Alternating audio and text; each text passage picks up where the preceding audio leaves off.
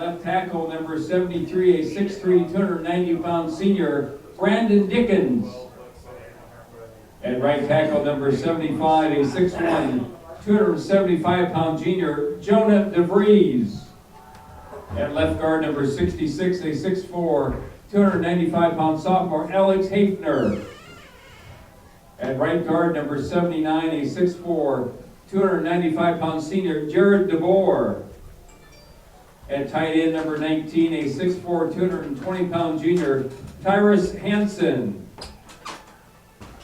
At slot number 9, a 6', 175-pound sophomore, Josh Piper.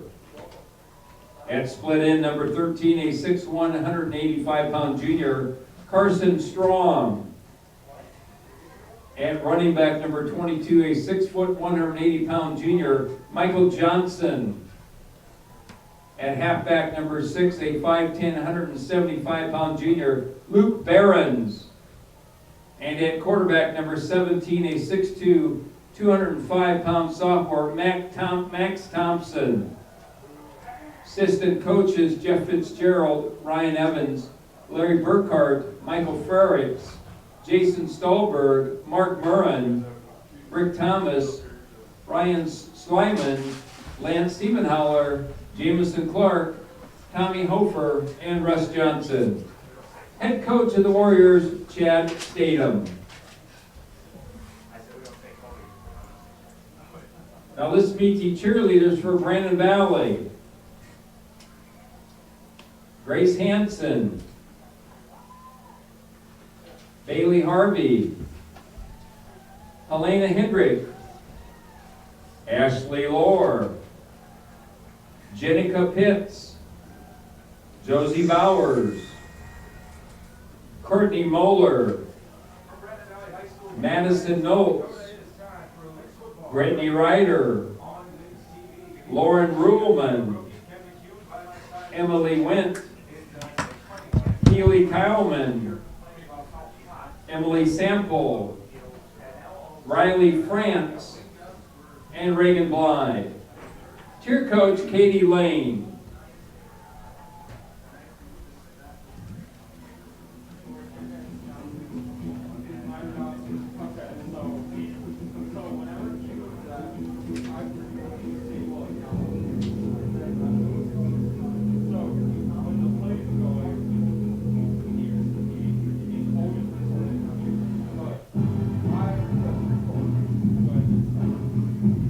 Now let's meet the starting defensive for your Brandon Valley Lynx. At defensive tackle number 79, a 6'1", 300-pound senior, Isaac Rodriguez. And one defensive end, number 45, a 6'2", 235-pound senior, Braden Dibdahl. At the other defensive end, number 44, a 6'2", 235-pound junior, Parker Reed. At nose guard number 70, a 6'4", 260-pound senior, Sam Lemke. At linebacker number 54, a 6', 180-pound senior, Elijah Klein. At the other linebacker number 33, a 6', 175-pound sophomore, Damian Shunke. At one cornerback number 26, a 5'7", 165-pound junior, Mark Munchkanaus. At the other cornerback, number 7, a 6'2", 185-pound senior, Hunter Marceau. At free safety, number 27, a 5'11", 175-pound junior, Joe Kobeck. At safety, number 2, a 6'3", 195-pound senior, Jesse Steffel. And at safety, number 32, a 5'10", 175-pound junior, Joey Nemick. Coaches for Brandon Valley, Ken Anderson, Jason Bisbee, Dylan Priest, Matt Christensen, Joe Kravarcha, Justin Mashlin, Matt Mueller, Tim Silliason, and Mike Zierer. Volunteer assistants, Jeremy Risty, Damian Smith, and Mark Statham. Head coach, Chad Garrow. Ladies and gentlemen, the presentation of our colors are being performed tonight by the color guard members of the Brandon VFW Post 4726, Brandon American Legion Post 318, and Valley Springs American Legion Post 131. The privilege of this game is made possible by those who have fought and continue to fight for freedoms we enjoy. God bless our veterans and active military and all they do for our nation and our local communities. Ladies and gentlemen, will you please rise for the playing of our national anthem? Proper etiquette is to remove all headwear, face the flag, and put your hand over your heart. Active duty military personnel or veterans not in uniform may salute the flag. Playing our national anthem will be the Brandon Valley Trumpet Line under the direction of Emily Hensley. Please sing loud and proud, ladies and gentlemen, our national anthem.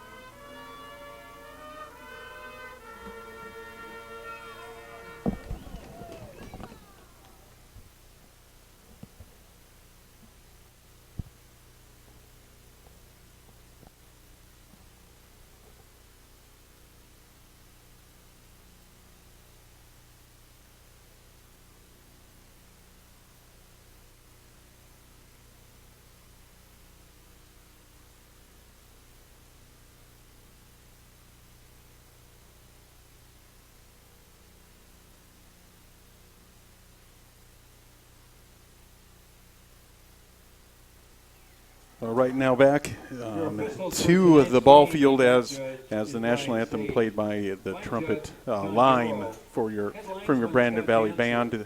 Remember, folks, to stay tuned at halftime as the Brandon Valley Marching Band will be playing, I believe, at midfield in halftime. We want to go over our Lynx TV sponsors, the Justin Oakland of Oakland Homes, Alliance Communications, First National Bank, the Pizza Ranch, the Brandon Community Foundation, Bill Thompson, your State Farm agent, Harry Buck with Heg Realtors, the Brandon Valley Journal, Taco John's of Brandon here, the Brandon Valley Area Chamber of Commerce, the Brandon Valley Athletics Boosters Club, and Sioux Valley Electric. Thanks, guys. Lynx are going to be in their blacks trimmed in red with the white helmets. Washington in the black helmets, all virtually white, trimmed in black and orange. An intimate crowd here. The student section did show up, as they always do, so hopefully they will be loud and proud. I'm sure we got plenty of people out there that are normally at the game that are currently watching right now, so thank you very much for that. But like we said, and I kind of told you right before the national anthem that I'm surprised it's not as cold, I don't think, as a lot of people thought it might be. Walking in, I was a little chilly, but for these players, when they're out on the field and that intensity is high, honestly, having a little cold, maybe not the wind, but a little cold is actually kind of good for them. Keeps them cooled down. Yeah, it is. Unfortunately, when it is a little bit cold like this, players, they feel those hits even more. I mean, it's really tough. So these two teams, going back, we're talking like the Chase Marceau days and Nate Gary days from Washington. Right. Man, the rivalry has just been huge between these teams. And there's no letdown in this game, like I talked about a little bit earlier, this is playoff seeding now. This is to stay in the playoff hunt, okay, or in the playoff bracket, and for Washington to try to come back into it or stay within the bottom half of it. The three keys that we always talk about is one is value in the football, okay, and win the turnover battle. Winning the turnover battle, when you value the football, you're winning the turnover battle. And most teams win football games when they win the turnover battle. Number two, win that line of scrimmage. Both sides of the football, defensively and offensively, especially a game like this you talked about with the wind, win the line of scrimmage. And the third is mentally coming off a loss. You got to play your next best game. It's only you in Washington now. It's not last week. It's not 3 weeks ago. It's you in Washington. This is Washington season right now. Those are Ken's keys to the game. You like that? And that is sponsored by? We don't have a sponsor for it yet, but we're going to find one. Jory Sorensen to kick off, and away we go with a wobbling kick that is going to be controlled by number 6, Luke Behrens. He's going to look for some space here, but he's not going to find much. He's down right near the 20-yard line. So here comes the Sioux Falls, Washington starting offense, led by their quarterback, and that would be. I'll see if I can find it here. On the tackle, number 23, Ryan Barker. Blanket here. 20-yard line. It's going to be number 17, yes. Max. Yep, Max Thompson, a 6'2" sophomore. So he, much like Tommy Skolton, getting early playing time in his career, and they're going to hand it off on first down. You will see a lot of that, and hopefully you'll see a lot of that because they were stuffed right at the line of scrimmage. And it looks like it's Michael Johnson starting at running back for the Warriors. And your Lynx starting with a kind of a 4-4 defense as they come out with 4 linemen and 3 linebackers with Jesse Steffel up there also at linebacker I believe they put him at the outside linebacker position. And they're going to run it again, and Jesse Steffel, along with Damian Shunke and a group of Lynx, take it down right at the line of scrimmage, gain of maybe a half a yard. Yeah, as that defensive line, the penetration was huge, made the running back kick out, and Jesse Steffel and Sam Lemke was all over the back of that running back tackle for a loss. So 3rd down and 8, these are the exact situations you do not want to be in these type of windy conditions. They're going to try to throw. Thompson's going to roll. He's got tons of space. Throws it left, too tall, incomplete. Were you pointing at something? Oh, yeah, we got a flag on the play. You are correct. Pass incomplete to number 13, Carson Strong. Penalty flag in the play. So we'll see who's caught here. And this was going to be against Washington. It's going to be a legal man downfield, I believe. Okay. That's nice. A lot of very timely penalties the last time that you and I were up in the booth, Ken. The Lynx did hold on to win that game, but there's been some situations, this time it's Washington shooting themselves in the foot. When it gets cold and windy like this, I'm sure everything elevates. Penalties elevate, turnovers, it elevates things when it's like this out there. People are grasping, but that was a great defensive stand as you open up the game for your Lynx. This is a wobbler. And right at about the 49-yard line, it is down by Randolph Capay. And if that last name reminds you of anybody, I believe that is, what is it, Tupac Capay? Is that his name? Back in the day, yeah. Yep. Last year. I think it was last season, yes. Yeah. So that must be a brother. You don't see the last name Capay often. It's not a Smith or a Thompson, so. It'll be first down, and the Lynx aren't messing around. One wide receiver, and they're going heavy here. And they're going to give it to Tate Johnson. And he is going to get about 4 yards on the play. And that's about all you can ask for. Just keep grinding. Just keep grinding. Well, and that's that double tight end set with the I formation behind the quarterback and Skolton as you had the fullback and halfback, and you talked about Tate Johnson gaining about 4 yards there. But the single receiver, watch for the tight end to pop open here as play action will play key in this ball game too, and I'm sure Washington's keying on that. They're going to give it to Johnson again, and he gets the corner, and it looks like he's going to have enough for a first down. That's really what he's done all season. We have had an embarrassment of riches with the running backs so far in the last several years. And Tate Johnson's no different. Tackle made by number 18, Wyatt Reitmeyer. And having Jesse Steffel back there doesn't hurt either. No, it doesn't. Now they come out with a 2 wide receiver set, 1 tight end with a pistol formation in the backfield. And quickly switch it up here as Vegans moves to the other side of the line of scrimmage. I believe that's Vegans. High snap. Pass to the left side is almost intercepted.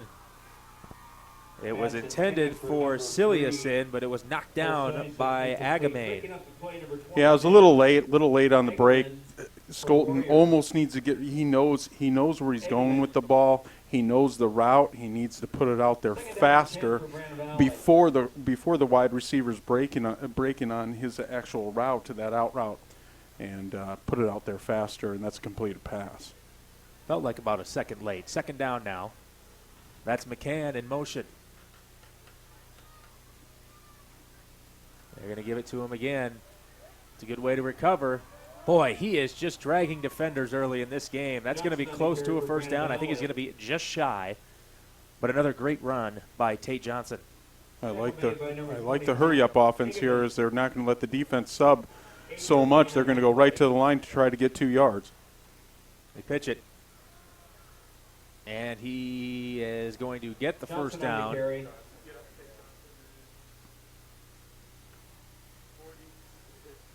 Like Gabe well, they're going to give it to Bartlett. It looked like Gabe Freerks was in there as well. And that'll be another first down. So this Lynx offense is churning currently. 3 carries, 21 yards. Actually, that'll be updated here in just a moment. But just 1 pass attempt, 4 running attempts so far.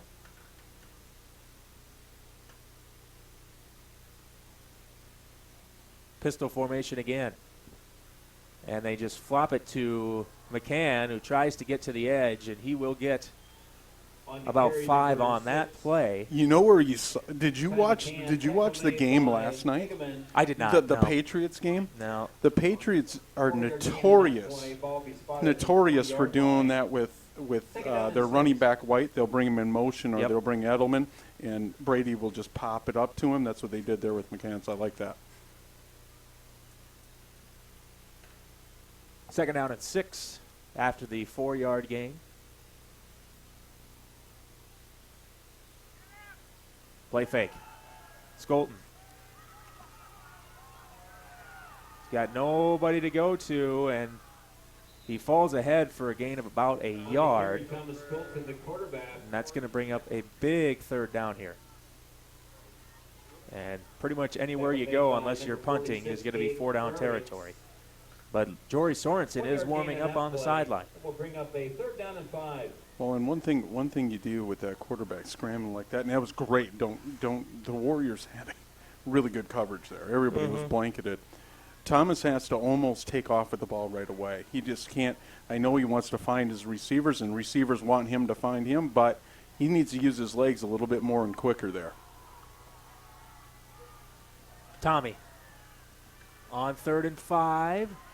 Rolling again, and Tommy is going to fight, and I think he's going to be just short of the first down. He did have McCann open in the end zone, but that's such a 50-50 shot there, and he is going to be shy. By number 52, Ben Peterson. Coach Garrow looks like he's going to be aggressive. I think you got to go for it here. Well, it's a chip shot. This is going to be, folks. To me, this is a low-scoring football game. They're going to battle, and it's going to be really tough up front on the line of scrimmage. This is an interesting call. I like the aggressiveness, though, by the coaching staff. Well, with this wind gusting, it would be a tough field goal. That flag keeps flying around everywhere. 4th and 2. Your bread and butter gets you the first down. Tate Johnson fighting to the 10, near the 10. And that's what you got to do. You got to pin your ears back, and you just got to challenge them up front.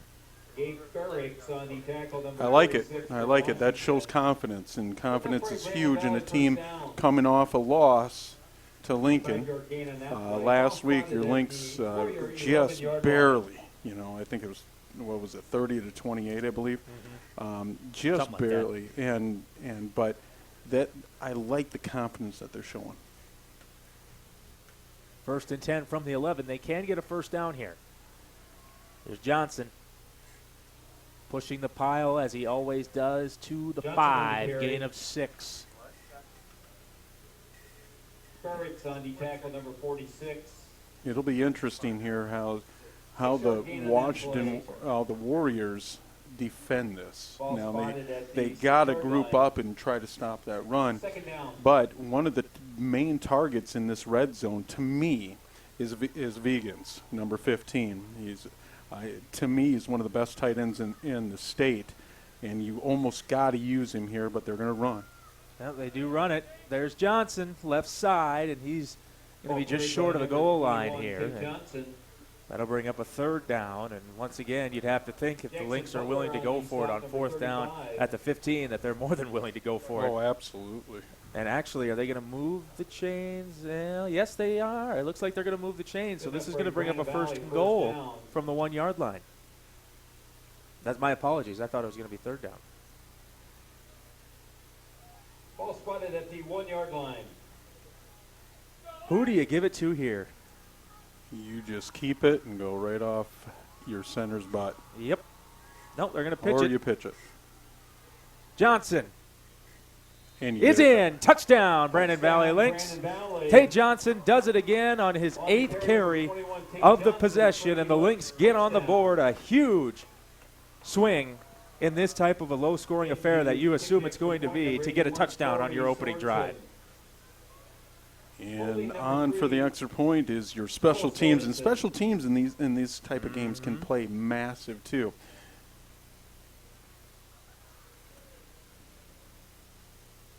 See if Jory can knock this in with the win. Low snap. I think he got it. Yes, he did. Good. So with 5 minutes to go, 5:09 left in the first quarter, the Lynx lead 7-0.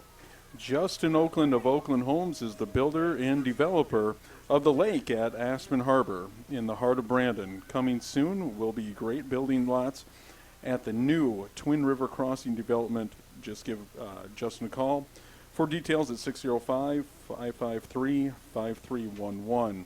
Alliance Communications is the leading internet, cable, and phone provider in the Brandon area. Alliance customers have 100% fiber to the home that puts them light years ahead of most homes throughout the country. Go Lynx. At First National Bank, their student checking account is perfect for those 25 and younger. It provides convenient access to tools like e-alerts and mobile banking while on the go. They're proud supporters of all things Brandon, like the new baseball complex, First National Bank Field at Aspen Park. Back deep, number 6, Luke And Barron, I just and saw number on 22, Twitter Michael Johnson for a the couple of Warriors. days ago that looks like they have shut down First National Bank Field for the season after a couple of college games were played on there. So another successful year there. It's a great facility. It's wonderful, but it is hot during the summer. Uh-oh. That one's going to bounce into the end zone for That will be a touchback. Ball Bill spotted at Thompson, the your State 20-yard Farm line. agent, First is down the and person 10. to talk to for all your personal and business insurance needs. Bill is located at 312 South have Split a Rock halftime Boulevard, score or give him a for call at Howard Wood. 605-582-4343. Like a good neighbor, State Farm is there. The Pizza Ranch is a proud supporter of Brandon Valley activities and offer the finest pizza in town. Bring the family to their buffet before the game or order their delicious roasted chicken or pizza after the game. Call us at 582-6322 and we'll deliver to your doorstep. On first down, it's a low snap, but it's a handoff, and a good-looking run by Michael Johnson. And that is going to move the chains for a first down. Johnson on the carry. This- So another nice run, excuse me, by Johnson. Go ahead. This Ken. Washington Ball Club is pretty young, and you know the dominance that they've had, and they're going no huddle here to try to get the defense on their heels. But you can't take them lightly, even though their record's 2-4. Here's Johnson. He slips away at first, but he cannot get away from Joe Kolbeck, and not too many people can. That is a big-time hit in the backfield, and finally Kolbeck's able to clean it up. No gain. On the tackle, number 27. I do like. I'm trying to look at the matchups or the kind of the adjustments that the defense has made at the linebacker position,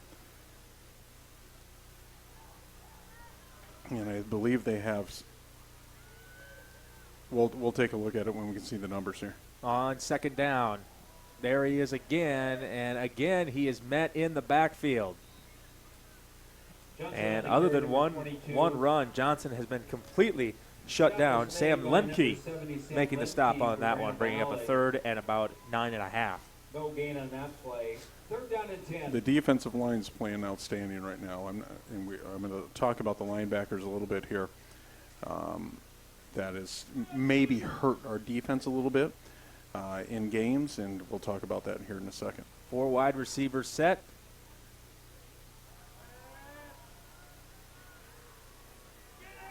Lots of pressure, and down he goes. He's sacked on the play On the carry, number by 17, Aiden Lloyd. Thompson. And that'll bring up another punting situation for the Warriors. So picture perfect start for Brandon Valley.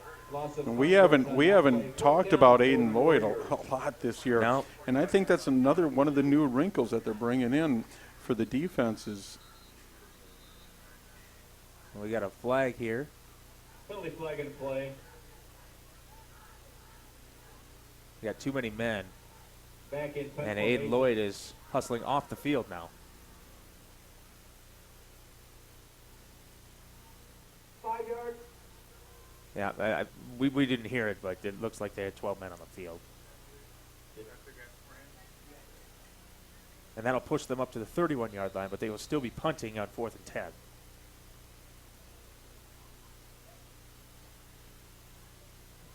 Fair catch. Colbeck muffed it. He's got to fall on top of it, and he thankfully does.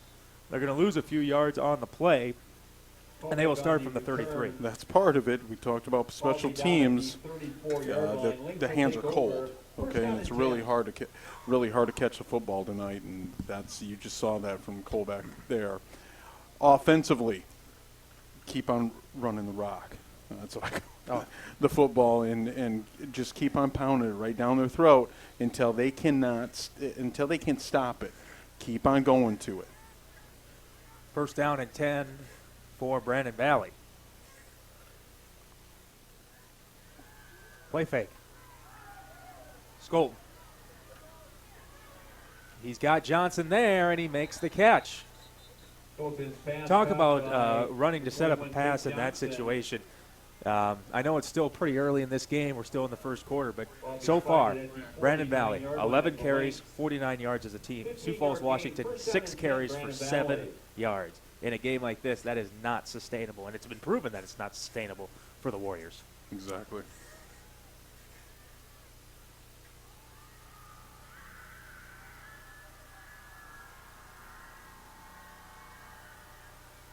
Here is Johnson again. Boy, that was a great cut. He cuts back in and down near the 45-yard line. I like his patience there. He's moving to the sideline, and he's moving forward too. A lot of running backs will try, and especially at the high school level, will stay sideline to sideline and not move forward while they're moving to the sideline. Right in there, you saw Tate Johnson move forward while he was being patient. That's really, really good. So on second down, Skolten's going to throw again, and this is caught. First down by Cole Siliuson. And we've got a Washington Warrior down on the field, and it looks like it is number 20, Matt Agyeman.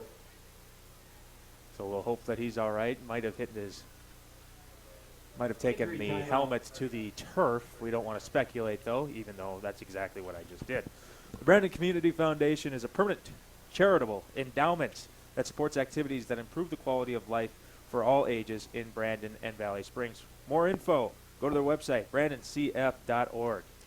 Give Harry Buck with Hegg Realtors a call at 605-366-0221 or go to harrybuck.com for any and all of your real estate needs. Harry and the team at Hegg love turning dreams into addresses. Just remember the 3 rules of real estate: location, location, Harry Buck. The Brandon Valley Journal is your local news source covering all 11 Brandon Valley sports every week with stories and photos. You can get all the news in print or online, so if you haven't already subscribed, do it today by calling us at 605-582-9999. And Joe Meyer will be up with us from the Brandon Valley Journal. We'll talk about everything going on in the world of Brandon Valley sports. Sign up for the Taco John's Rewards app on your phone for lots of deals and surprises. They have new and exciting products to choose from, and it's always made fresh just for you. The good folks at Taco John's want to thank you for your business. Go Lynx. And by the way, I actually had Taco John's today. No joke. And it was very good. Brandon Valley Area Chamber of Commerce. There's a kid in here, and I'm like pointing at him, like for whatever reason. I don't really know why. I think I'm scaring him. He's already left. The Brandon Valley Area Chamber of Commerce is a proud sponsor of Lynx TV. A strong local business community is vital for the positive growth of the Brandon Valley area. Remember, when you shop in Brandon, support all things local. Go Lynx. The Brandon Valley Athletic Boosters Club are hardworking, dedicated supporters of all Brandon Valley athletic programs, including Lynx TV. First down and 10 for Brandon Valley. So first down for the Lynx.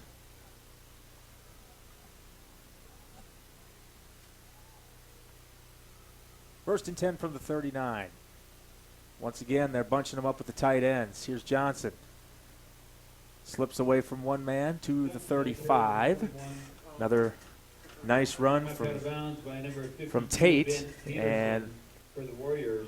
he just keeps gobbling up yards. He's got about a 4.5 yard clip at this point, which is darn near perfect. I mean, what else could you possibly want? Not only is he moving the chains, getting a few yards, it's not the splash plays like we usually see, but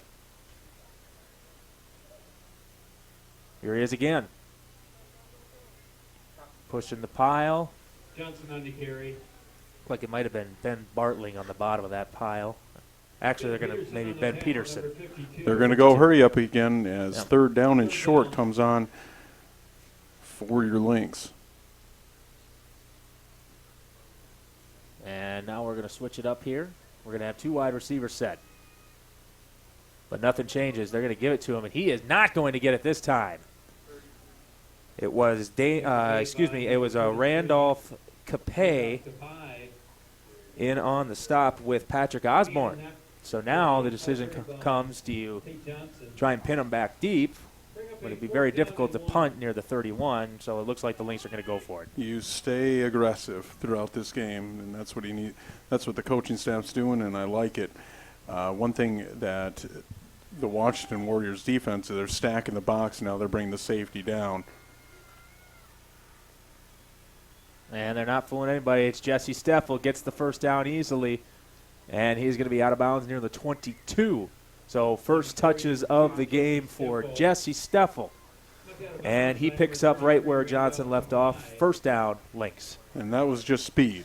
Just speed getting to the edge and getting that first down. That's going to be key. As we'll see how many first downs Brandon Valley will have. And right now they have 5 to the Warriors 1. First and 10.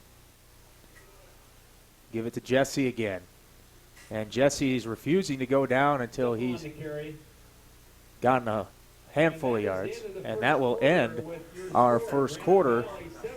And it'll bring up a 2nd and 5 after we talk about our last advertisement. Yeah, Sioux Valley Energy is the electric supplier for much of the Brandon Valley area and a strong supporter of our community, including Lynx TV. They offer great service at reasonable rates. Go Lynx. Also, just a reminder that the Brandon Community Foundation, this is coming up, so you better get your tickets soon. It is the 8th annual Oak and Vine fundraiser, and that will be taking place on November 1st from 7 until 9 p.m. So don't set your alarms on November 1st for 6 o'clock in the morning thinking that you're going to be drinking wine at 7 o'clock in the morning. It's not happening. You can do it in your own home, but you can't do it there. And I mean it. He means it. Holiday Inn Express in Brandon.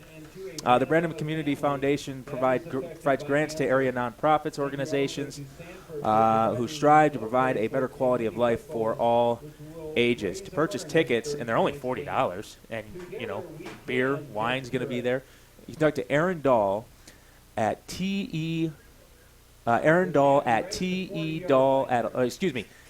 contact Aaron Dahl, tedahl@alliancecom.net, or you can call or text her at 605-553-3925, 605-553-3925, the 8th Annual Oak and Vine Fundraiser. And that is going to be a touchdown for Austin Vegans. There's that tight end There we it talked is. about in the Yep. first quarter, slip out of the play action. I'm telling you, number 15, as we continue to go into this season, can be a massive, massive part of any type of offense. Anytime you have a good route-running tight end that can block and stand and block and do those things, man, does it widen up what you can call an offense It really from a play caller. Yeah, and it really seems like every time everybody forgets about Vegans, the other team will forget about him, we'll forget about him. The only person that doesn't forget about him is the play caller, as Sorensen's extra point is good. So right when you forget that a guy like Vegans is out there, Austin Vegans, all of a sudden just boom, there he is. He's standing in the middle of the field wide open, or as we saw on that particular play. But everybody just seems to forget about him. Well, and then all of a sudden he's streaking down the field wide open. Offensively, we have very good receivers. We have a very good offensive line, and we know about the quarterback and the running back duo. But like you said, they forget about that tight end, and that tight end can be massively, massively crucial as they walk through these last 3 games and into the playoffs. So 14-0. Lynx first drive went 12 plays, 49 yards, and took 5 minutes and 10 seconds off the clock. It took 5 minutes and 35 seconds off the clock. We will see the statistics for this next one, but it was another very long, sustained drive, which is just what the doctor ordered. This is a good kick by Sorensen. And with a burst of speed, fumble.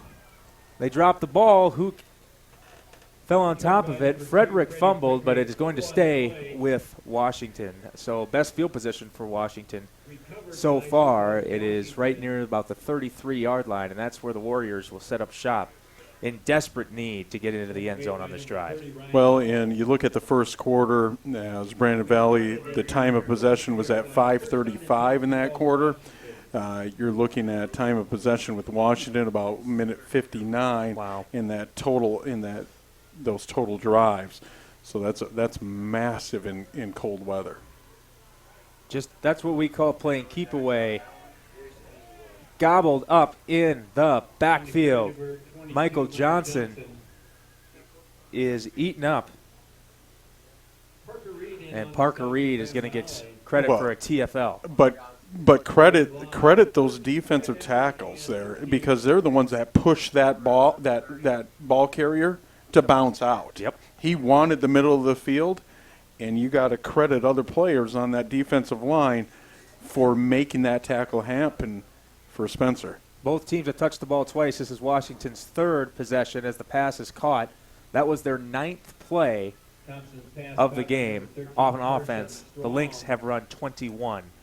So just more proving that the Lynx have held on to the ball, and they've done it effectively, running at 4 yards a clip as a team. 7-yard gain, third down for the Warriors. Mike Zimmer would be all over this type of football. As we've talked about before. Here's Thompson. And down he goes again. Well, in there's the other side of it. Okay, we talked about in the running game, we talked about the defensive tackles pushing the ball to the outside. There you saw our defensive ends collapse that and make the quarterback go up the middle, run up the middle, and filter it to the defensive tackles. That defensive line's playing outstanding right now in this ball game. Another punt, third possession, third punt for the Warriors. And Colbeck's Well, he's going to be kicking himself after that. He lets this one go, and it's going to go all the way inside the 15, near the 13. Regardless, it was a good punt by Behrens, but the bounce makes it even better. And I'm really, really impressed with that Lynx defense, especially the defensive line. As corners and linebackers know, you're only as good as your defensive line, and vice versa. As corners in the secondary, as your tighter coverage allows that defensive line to get home. But that defensive line's playing outstanding right now.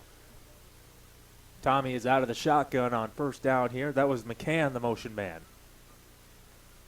They're going to hand it off. Here goes Johnson, finds a seam, heads to the right side. He's got one man to beat. Can he get the block? He slips and falls. The 12th man gets him, the turf, down to the 45. Great run. It was, as we saw from our angle, there wasn't a huge hole, but all of a sudden it opened. And one thing that Tate Johnson does, we talk about patience. You're thinking that he didn't have a lot of patience on that run. He did, because he allowed that hole to open wide open. Yep. And then he turned the jet on. Yep, he had to be one man pretty much out of the backfield, and like the Red Sea, it parted. First down. They're going to go right back to him. Why not? Spins away, fighting for more yardage to the 38-yard line. And it looked like it was number 4, Jaden Federal.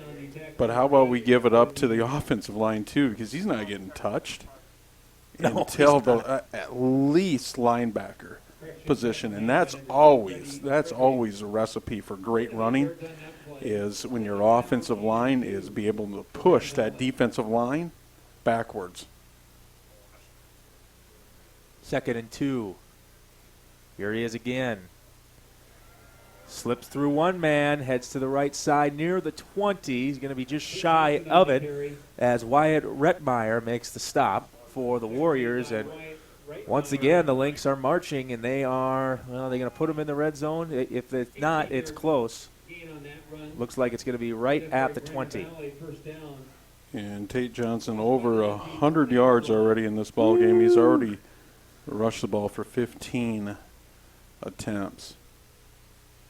It doesn't look like they're going to be stopping anytime soon, whether it's Johnson or Steffel. This time it was Steffel, but he only gets about a yard. Now, folks at home, if you watch the last couple plays by Johnson, and Jesse Steffel's a really good running back too, don't get me wrong, but Jesse's not the most patient kid in the world, and he's just going to go. You saw that there, that the collapse, if he would have cut back a little bit on that, there was a wide open gap on the cutback where he was running for daylight there. Lynx 21 carries, 137 yards as a team for Washington, 8 carries for 2 yards total. And that's been your difference so far. Here is Tate again. He heads right, and he punishes a defender. We got a late flag. He just pushed Ben Peterson away, and Peterson was finally able to hold on. But this is going to be pushed back because this is against the Lynx. And so that'll push them back a little bit. So Lynx, as the offensive staff, what are you thinking here? I know that's going to push you back to about second in, what does it put them at, about 13, 14?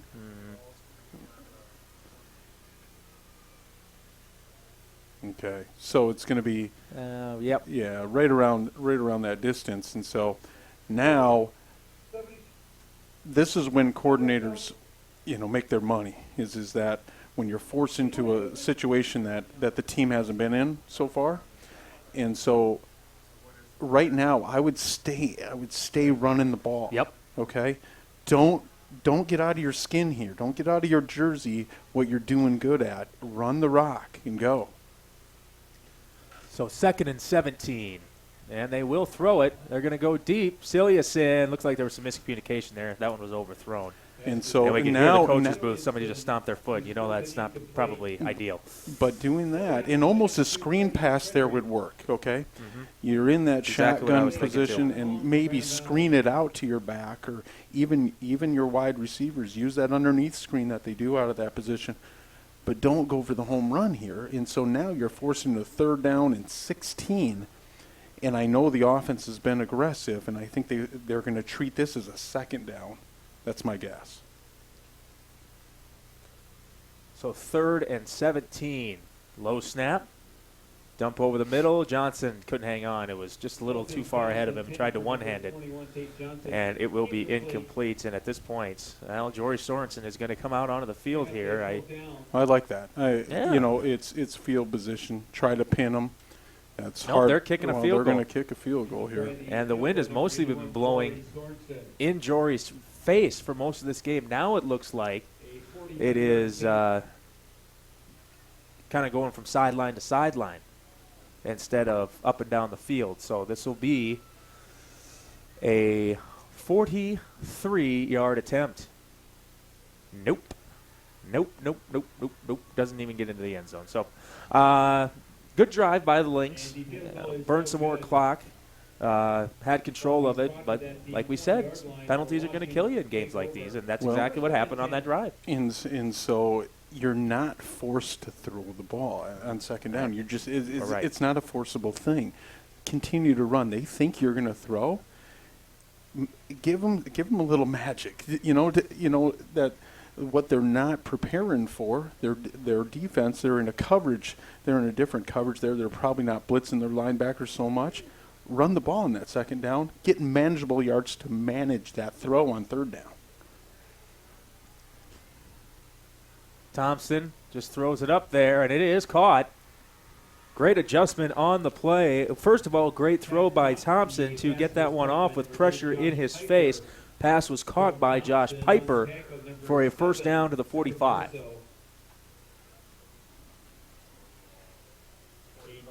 So the best throw, I think, so far, it could be said, off the arm of Max Thompson.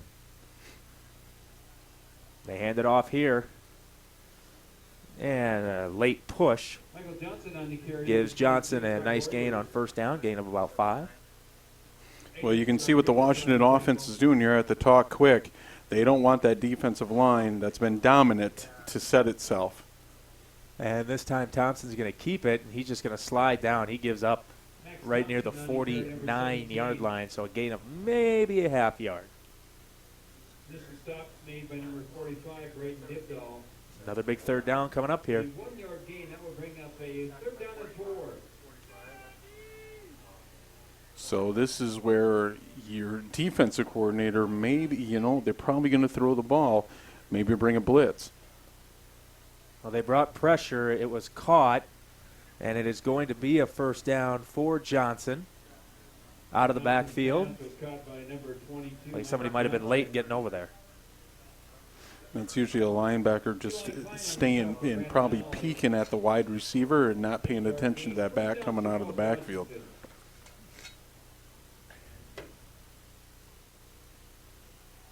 Thompson going deep, incomplete.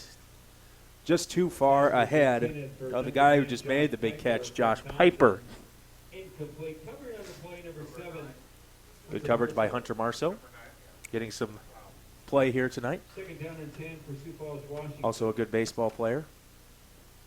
So you can see what the Washington offense is doing. They're going to a quick passing game. They're doing these things because of that defensive line for the Lynx. But you got to continue to be stout, and just like that. Just like that. Johnson on the carry. Damian Chunky again. I think that's his 2nd or 3rd TFL of the night. Well, that's a great blitz. They dialed that up. The defensive staff dialed that blitz up, hit the gap, and it was right there, and they read that well.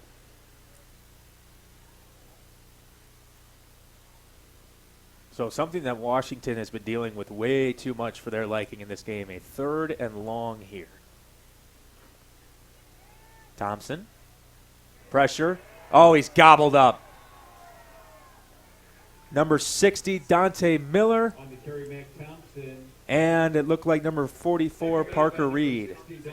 Boy, I like that. They call it a stunt there where they Yep. brought the defensive end in, pinned one of the guards, and brought the defensive tackle out to the outside, and Washington could not pick it up. that my piece of paper? No. That might be your notes. We lost Okay. all of Ken's notes. They flew out of the box right before we started, which was just awesome.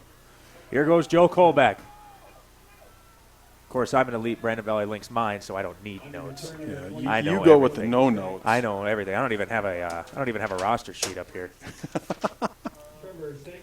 A great return by Colbeck. So that puts them in great field position too. And what we want to see here is a sustained drive, okay? And you got 4:34 to go in the first half, 14-0 Lynx over the Warriors. Sustain this drive going into halftime.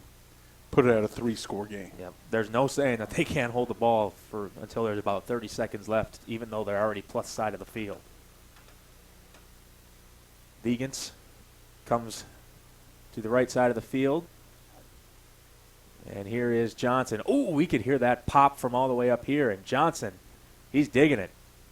Big hit, gain of about 4 yards on the play. I like this play calling. I Yep. like it. I don't care if it's only 2 yards. People are like, they only got 2 yards. It's going to make second down manageable. Continue to run the rock. Just continue to bury that defensive line, which is a little undersized on that Washington side. 2nd and 8. Johnson. Up the gut, he's going to push the pile. And I told my grandmother, who watches every game, hi Grandma Myrna, I told her before this game, I said, if you like old-fashioned power football, running the football, and she said, oh, yes, I do. That's her favorite kind. That's why she loves watching the Vikings so much this year. But, you can't really script any better how you wanted the Lynx to start this game. It'll be a 3rd and 5. Another low snap. Skolton throws it over the middle. Oh, it is caught. I believe it's Siliuson who made the catch for the first down.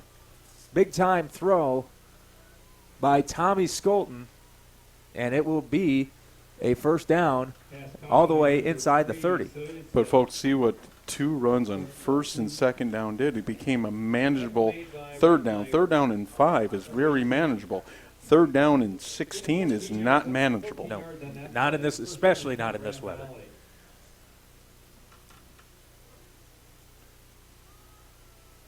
Tate gets the call, tries to turn the corner, and he's going to get close to the 20-yard line. I think that's the first time we've been doing this for a little while, folks, but that's the first time I've ever said that the defensive line for the Washington Warriors is a little undersized. Ever. Oh, there's no doubt about it, Ken. Ever.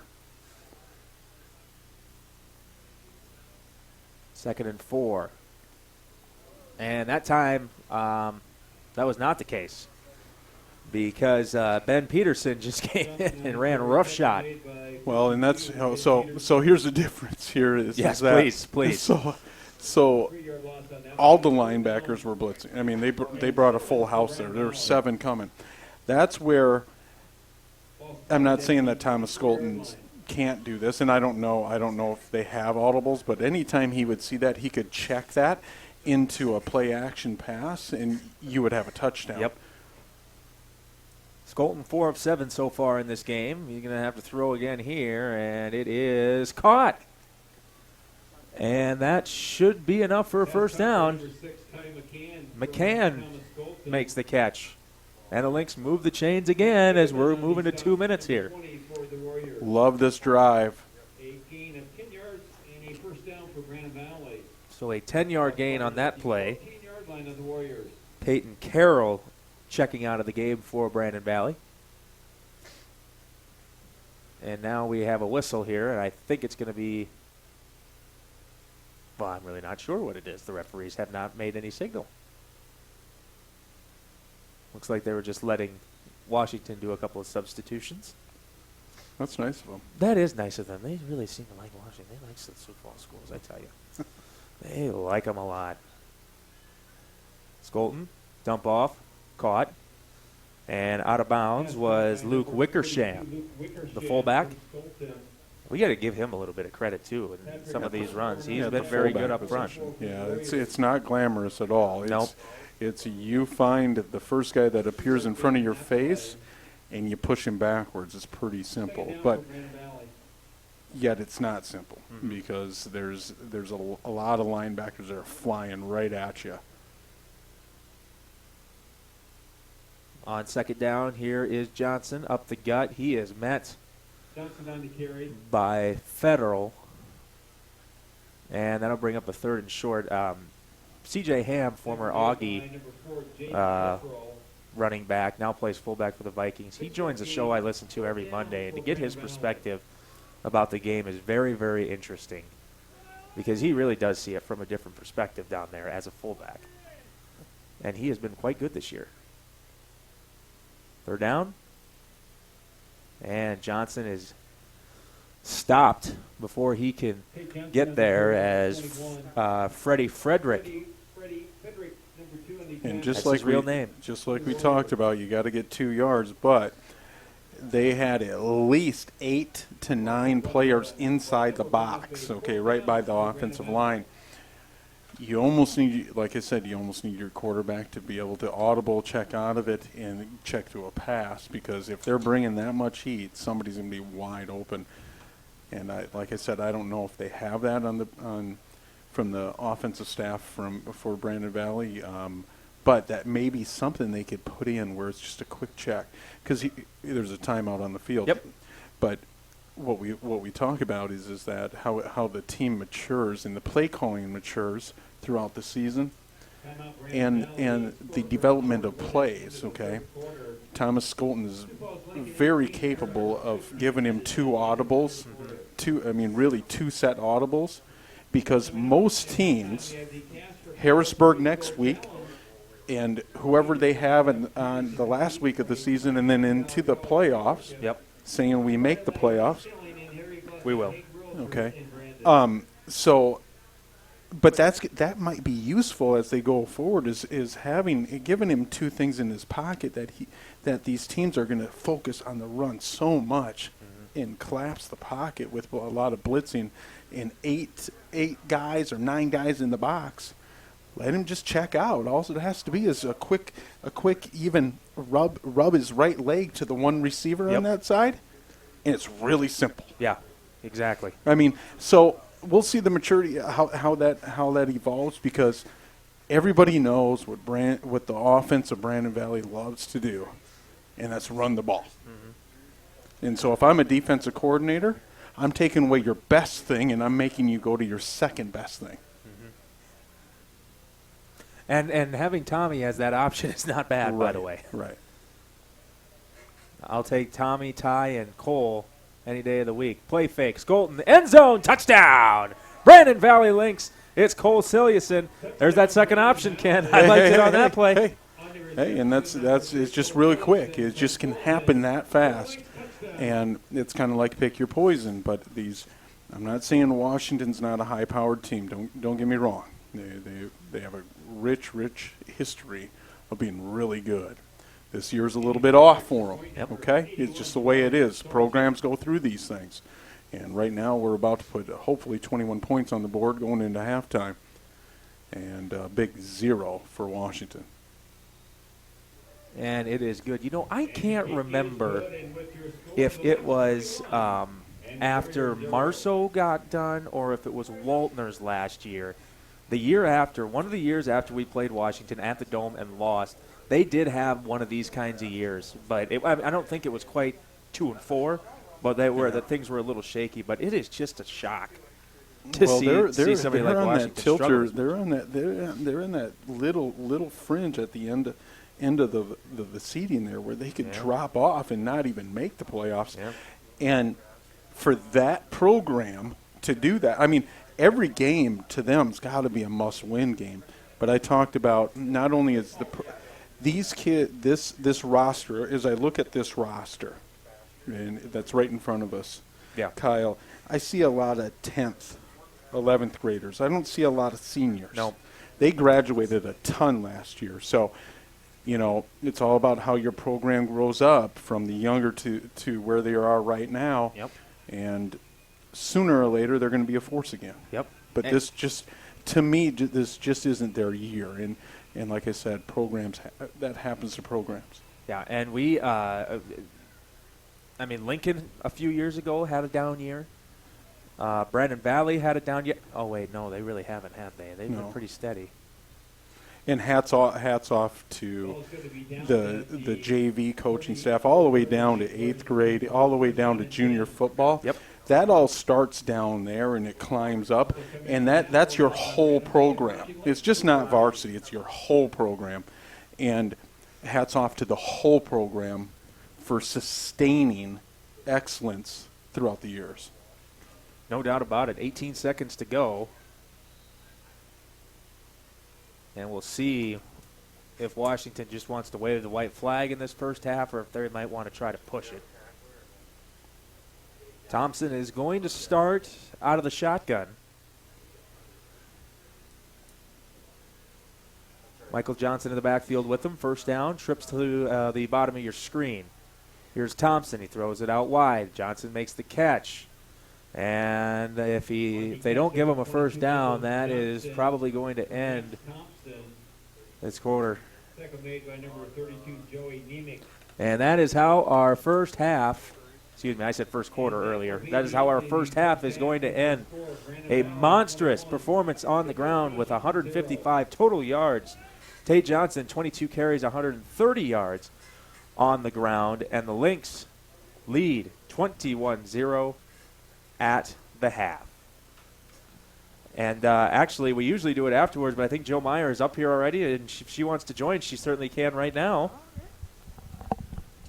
Good evening. Jill Meyer from the Brandon Valley Journal. You got it. How's everything going for you guys? Well, things are going well. We're in August, started our third year of publication. and Congratulations. Thank you. Yep, I still, every time I'm home, every time I come to Brandon, I always read the paper from Brandon because, I mean, come on, it's small town journalism. Sure, it's all about us. Yes, exactly. And I really just thought of this right when we were about to start here, but it's really difficult because I'm a journalism major, I make hundreds of thousands of dollars. I make $50,000. Well, I make a couple $13-14 every once in a while doing these games, but it's really hard to see all these publications from smaller communities go down. My grandparents lived in a town of 300 people. They had a newspaper. Yep. They had a newspaper twice a week, once a week, or whatever. I asked them about that. It really is hard to see all these big, huge news corporations kind of taking control and really nullifying all this local news. I think it does have a detriment. I honestly believe that community weeklies are going to survive. Nobody tells your story but your community hometown newspaper. How do we know 10 years from now or 100 years from now what happened here if we're not documenting it? So yeah, that's again why we appreciate so much what you guys do. It's been another pretty successful year of fall sports so far. Why don't you just tell us kind of what's we going on? had a great fall season. The girls tennis team, I don't know if you heard, got third place Yes, today I in did. state. That's got to be Congratulations. one of our highest finishes. We didn't crown any champions, but we had some runner-ups, third place, and a lot of fourth places, which really elevated that team. And as you know, the soccer is headed for the quarterfinals on Monday night. Very exciting. And where are those games at? They're going to be right here. They're going to be at in the Brandon. stadium. That's right. Or I shouldn't even say Monday night. Monday afternoon, I Monday believe. afternoon. 3:30 and 5:45, I believe, are the Wow. games. So, And that soccer program it's been up and down at times, but I think last year I remember when the boys made state. That's the first time in a while that they'd done that. Is that correct? I think they both qualified last year. Did they not? Okay. Yeah. So, we started when they started soccer here. If we could win a game once in a while, that was exciting. And now it's just kind of become an expectation or the norm, the way it is.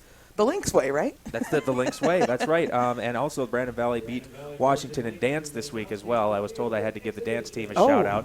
So great job with them. So winning 21-0 here. The dance team beats them too. So a little double whammy there. Anything big going on in the community right now that you guys are writing about for the Journal? As you know, we've got a lot of construction going on Yes, we here. do. I know we're all just patiently waiting for Holly Boulevard to get all the way back open.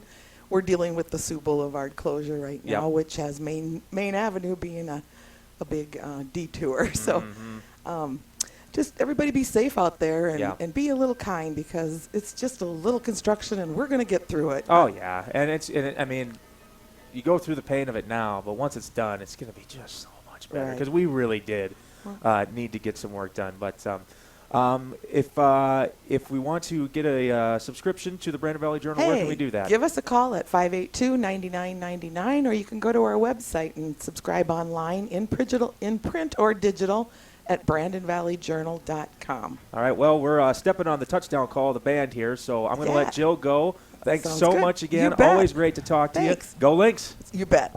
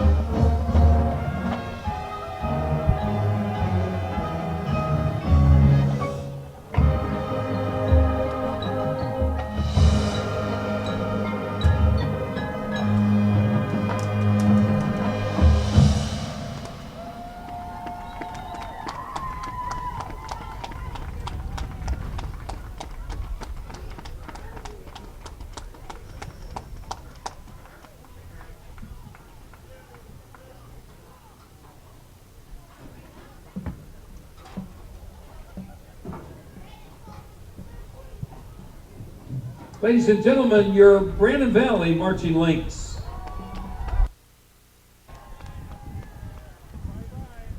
Thank you for watching our halftime performance last week, and I believe the Marching Lynx won first place at the Sioux Falls Festival of Bands. Congratulations, Brandon Valley Lynx. And I believe tomorrow they'll be going to U.S. Bank Stadium. I think it's going to be warmer there than here, where they'll be competing in a band festival there. Again, thank you for coming and performing for us this evening.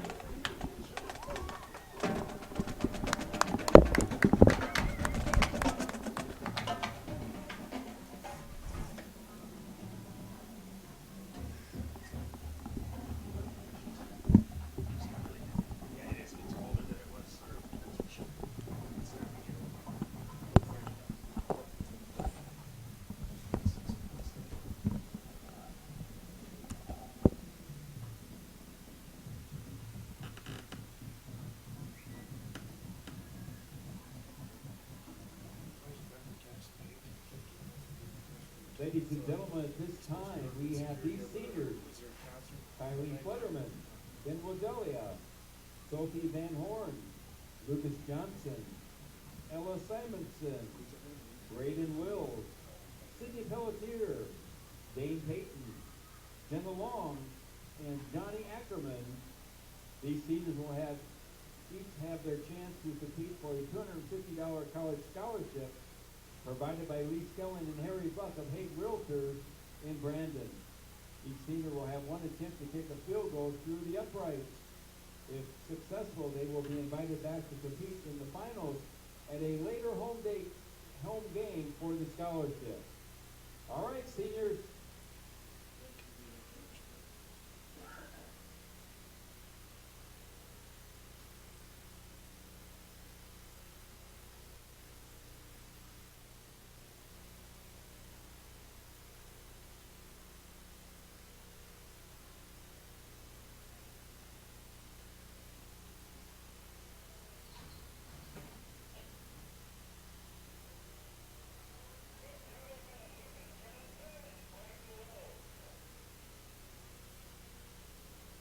Lucas Johnson has made it, and Braden will.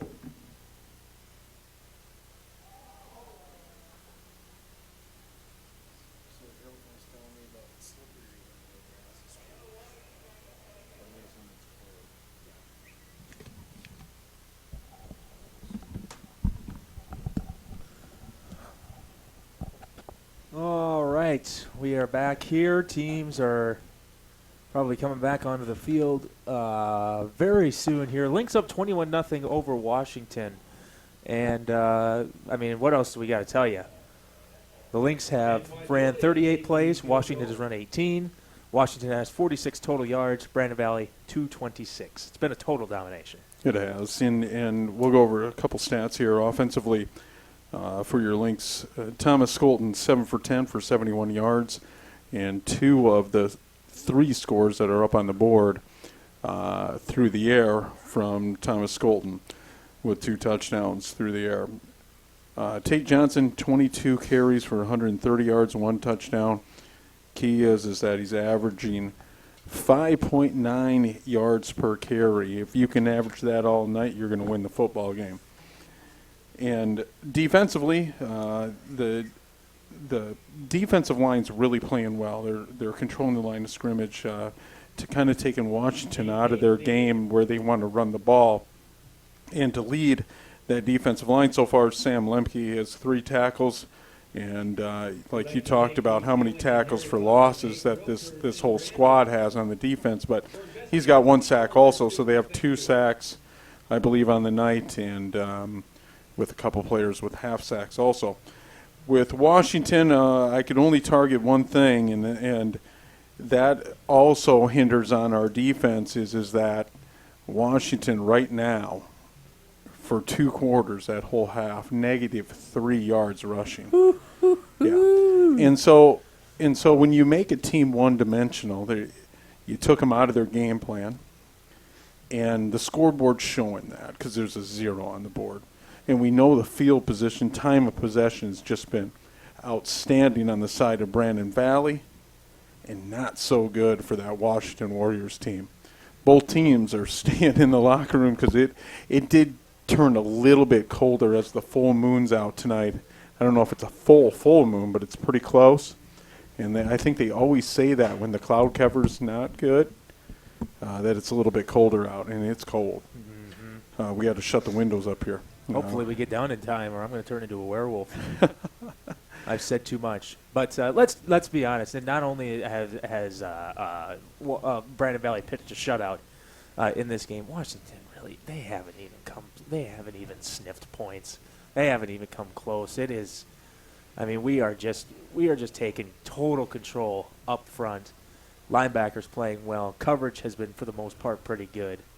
I mean, this is a back on our feet again type of defensive performance, in my opinion. And, we talked about the 3 keys of the game is win the turnover battle. There hasn't been any turnovers in this ball game, so that's nullified.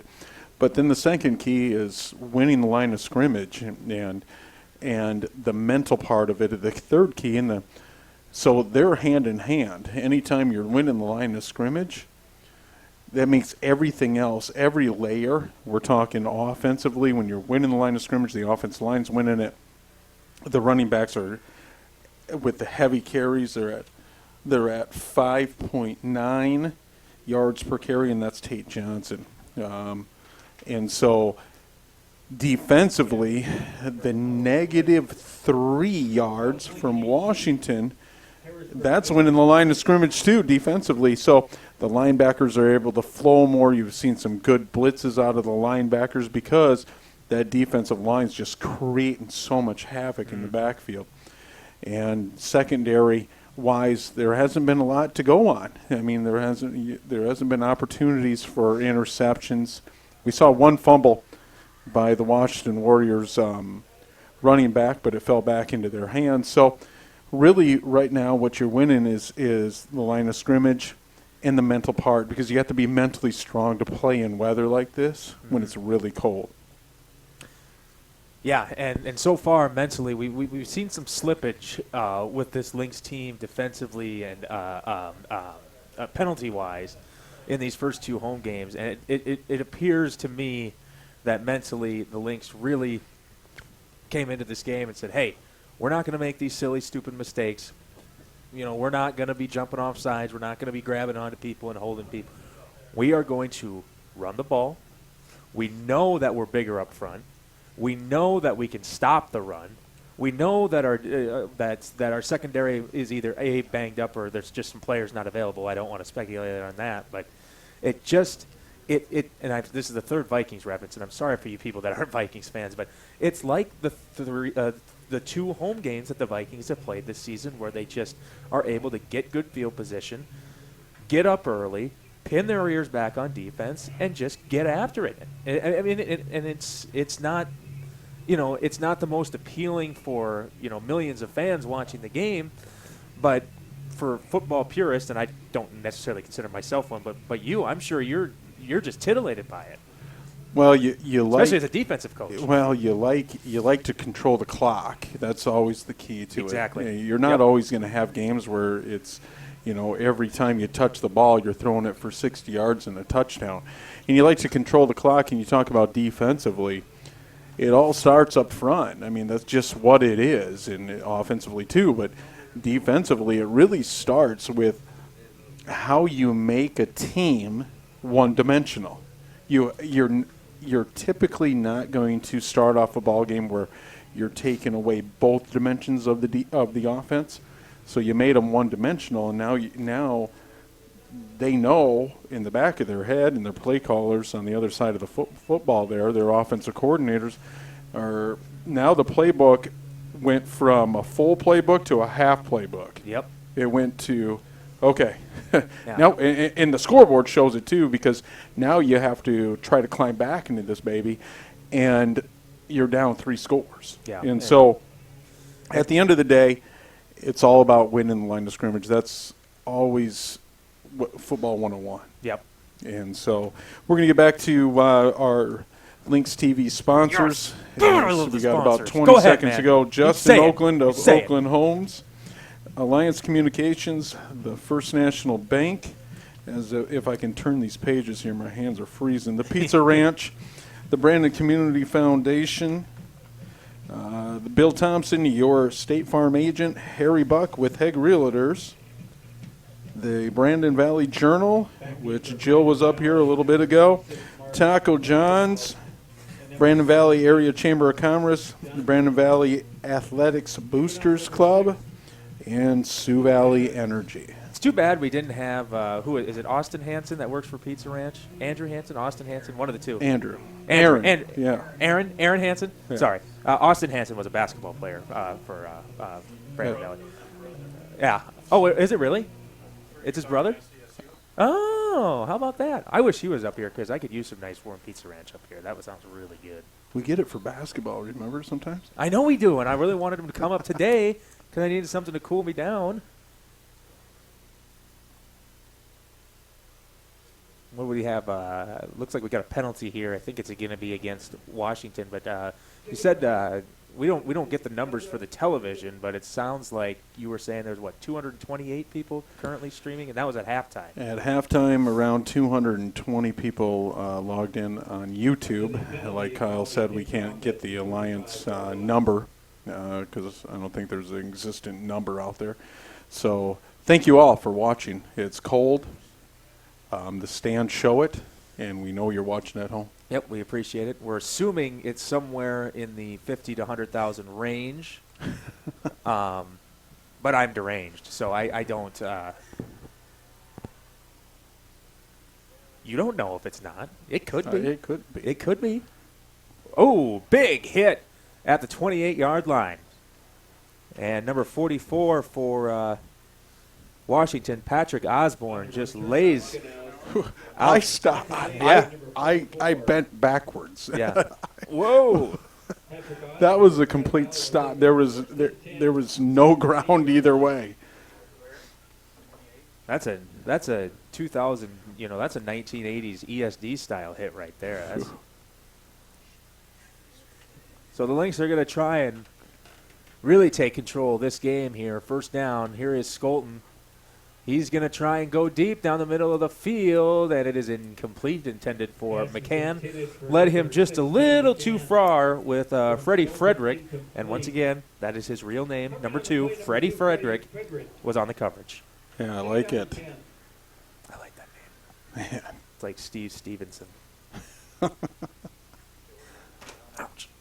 So incomplete as the Lynx go for the home run on play 1 of the second half.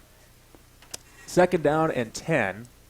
Another low snap. We've seen 5 or 6 of those. Tate Johnson is going to be eaten up in the backfield. On the carry, number 21, Tate A loss of about 3 yards there. If anybody heard me say ouch, I'm sorry. I smashed my knee into the table here. Tackle made by number I heard Just it. felt great. Then I saw your head laying on the table, and I thought, man, It was, is he knocked out or what from his knee? yeah, I'm not, I'm a sissy, let's be honest. So 3rd and 12. All right. Okay. Just kidding. Back to the game. Nobody cares about my knee injury. 3rd and 12. Lynx are going to have to spread it out here. That is Tate Johnson in motion. And it is caught for a first down by Ciliuson.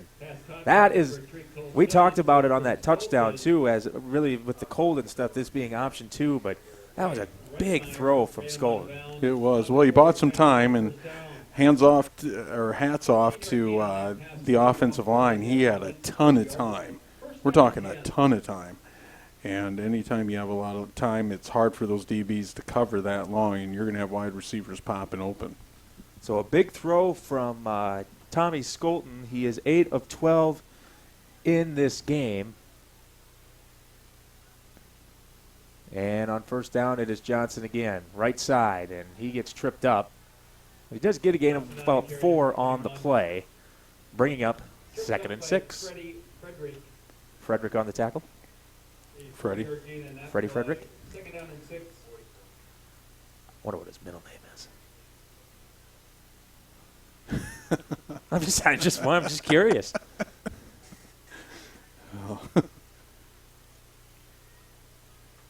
Because if it was Fred, I'd leave. I'm leaving town. It's any sort of the version of Fred. Here's 2nd and 6. Johnson, very patient on that one. He's able to get a first down.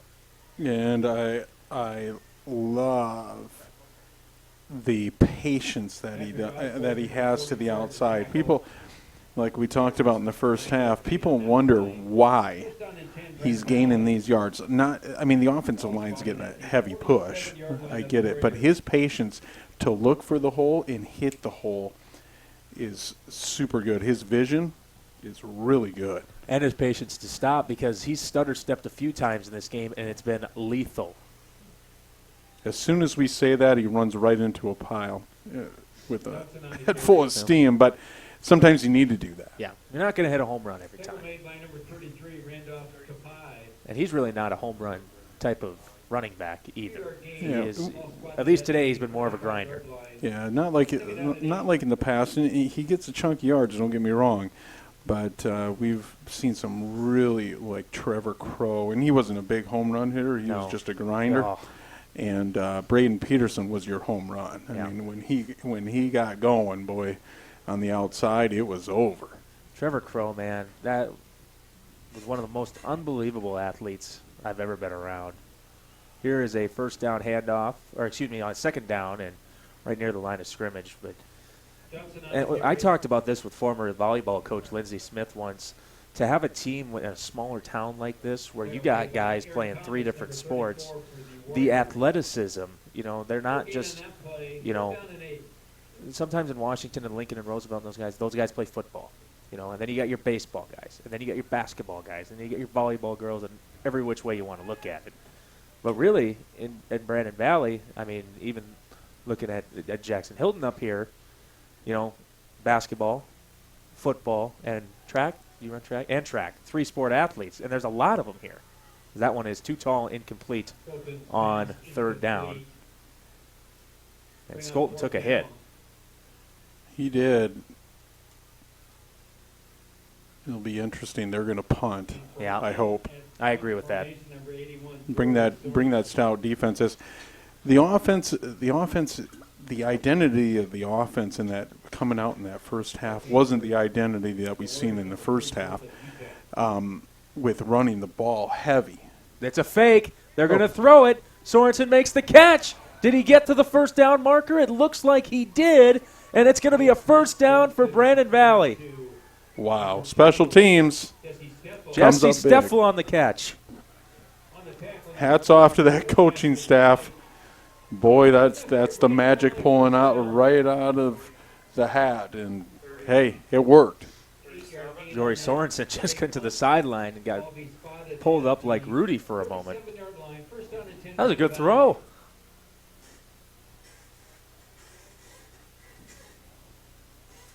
So a big first down for the Lynx off a fake punt. Something you'll very rarely see in high school. Johnson, right side. Almost got tripped up, stays on his feet, pushes the pile past the 30, and now we have a very late flag coming in. One thing I'd like to see is Skolton just keep that ball. He doesn't have to run with it there, just keep the ball, because that defense is flowing so heavy to Johnson that almost, like a tight end coming across the field, or a wide receiver coming across the field, he's going to be wide open. And we've seen them do that with Vegans in the past. Still worrying about the flag here. It's never a good sign. Lynx are being pushed backwards. Assuming.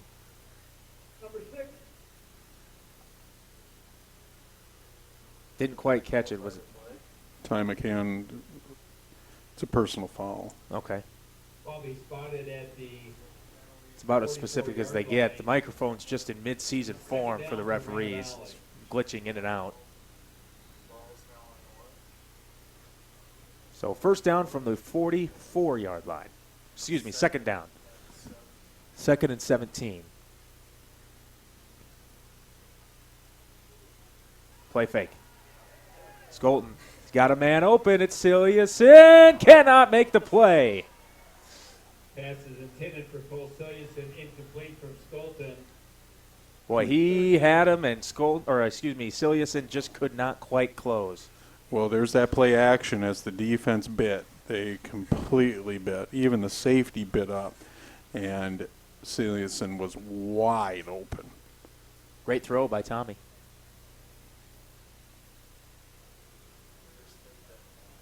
So this will be 3rd and 17 from the 44 now. The most disappointing thing in all this, if they don't get it, they just wasted the beautiful fake punt. They're not going to get any points out of it. We shall see. 3rd and 17. They've already converted with 3rd and 12, and now you got another flag. And this is once again going against Brandon Valley. Penalty flag in the play, delay of game, Brandon Valley. And this will be a delay of game. So it'll be 3rd and 22. 49-yard line of the Warriors. Remains 3rd down. Penalties, man.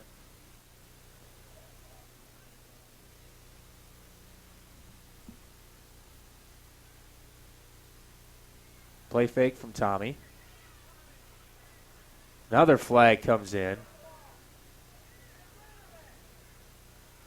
And finally, he's going to go down on the Brandon Valley side of the field. That's a pushing and shoving after the play. Another flag comes in late.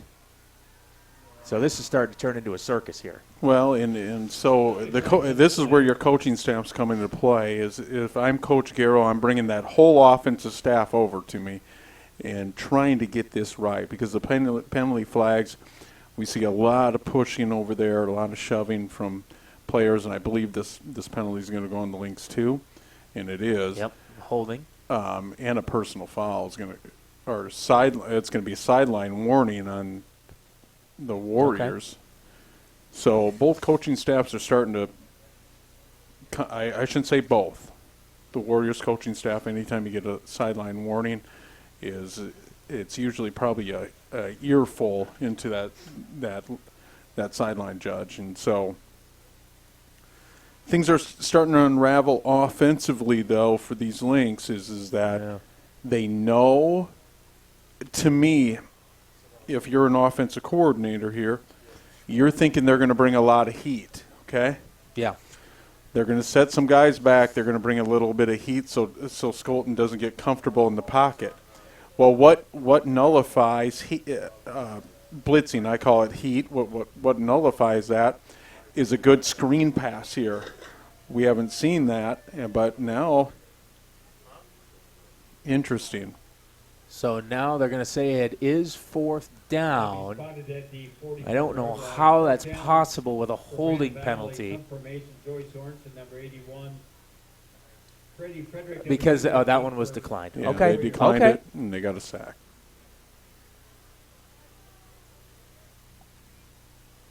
So they do bring the football back. And it's now 4th and 29. Good punt by Jory Sorensen. And he lost it, and it's going to go into the end zone, but it was touched. So what's the call there? Is it just a touchback? It is. Okay. But Washington's really lucky that this turf is slick and cold, because if that ball just all of a sudden wants to stop in that end zone, you had 3 Lynx all over that ball. Yep. And that close. Would have been a touchdown.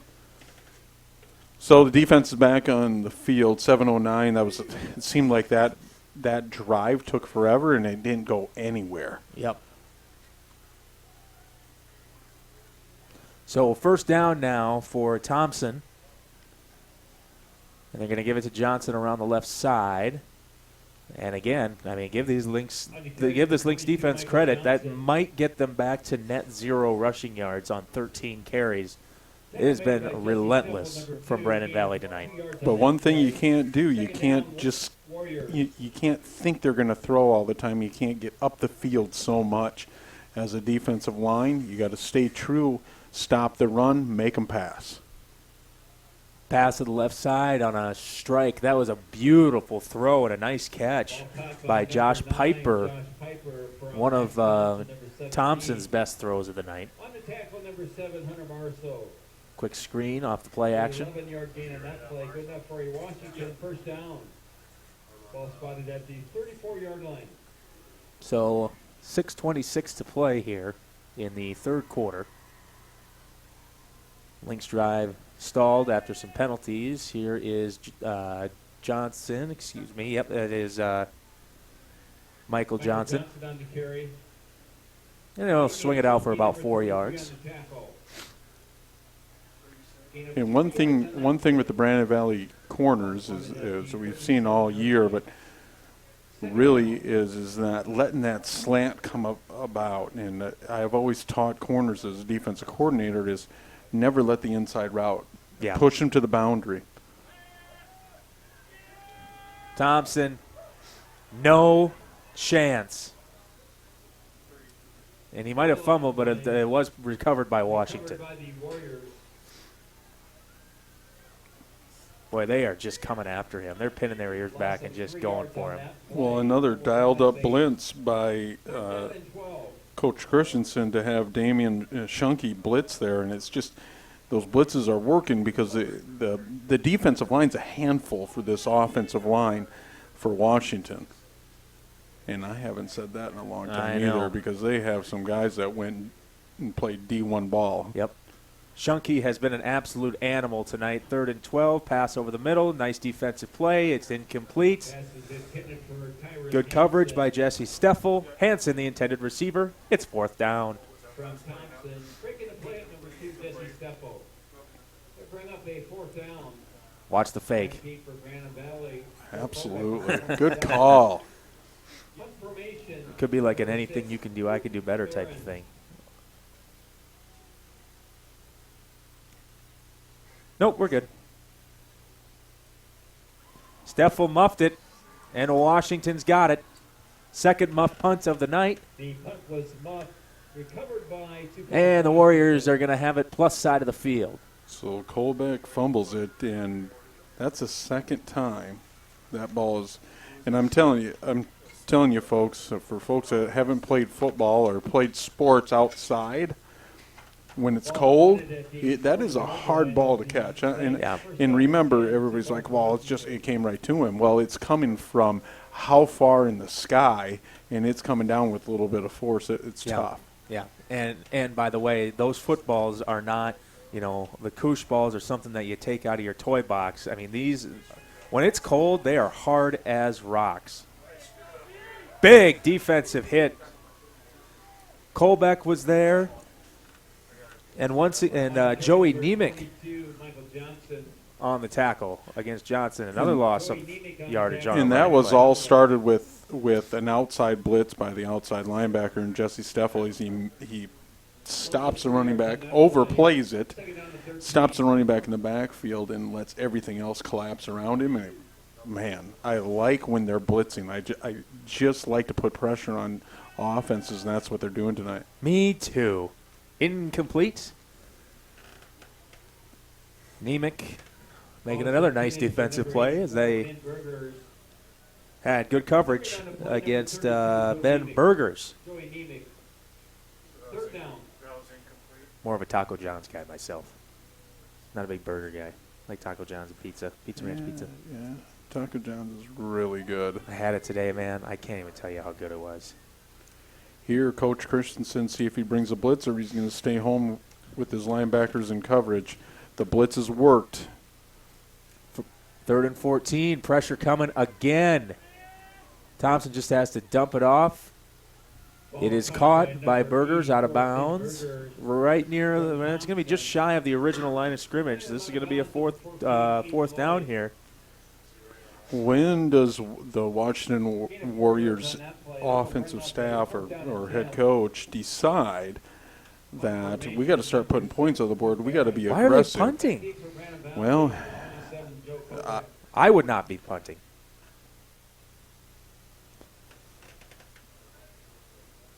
Yeah. Caught by Colbeck. Colbeck makes the catch on this one, but the Lynx will be pinned back deep. 13-yard line. First down and 10, Brandon Valley. And before we start here, just want to thank Justin Oakland of Oakland Homes, the builder and developer of the lake at Aspen Harbor in the heart of Brandon. Coming soon will be great building lots at the new Twin River Crossing development. Give Justin a call, 605-553-5311.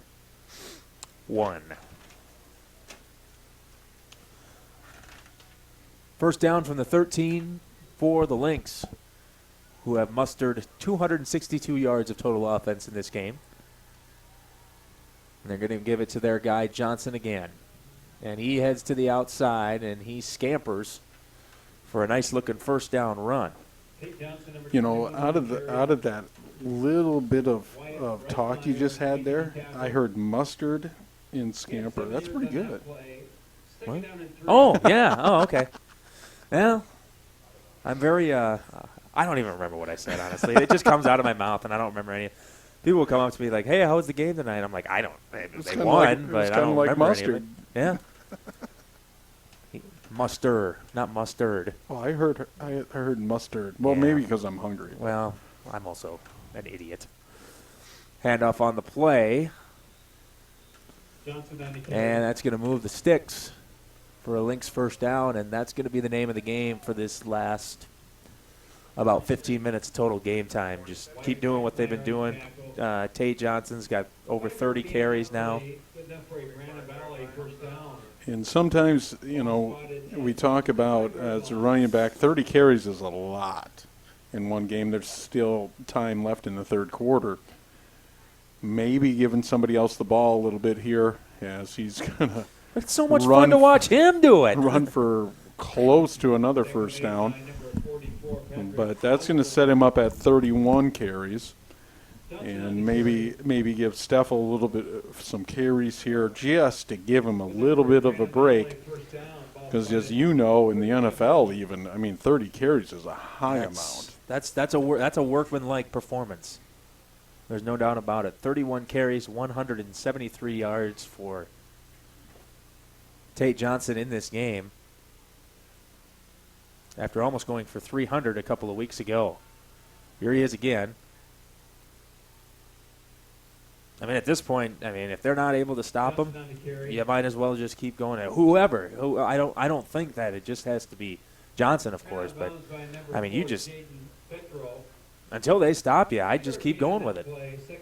Well, they're running to the edges here, and sometimes you know, as the clock stops when you go out of bounds, and you almost need him to stay in bounds and just let that clock work itself down.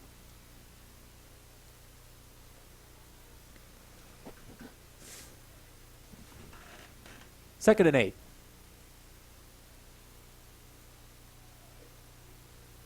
Okay, now is the time as he gets a yard. Now is the time that they stopped him, I guess. Maybe I don't believe in jinxes, but maybe somebody was listening to me up here. That'll be a gain of a couple yards again, and it'll bring up a 3rd and 6. And they'll take it, 3rd and 5, 3rd and 6. You know, they'll take that's always manageable offense, and the playbook continues to be wide open for the offensive staff when you're at 3rd and 6.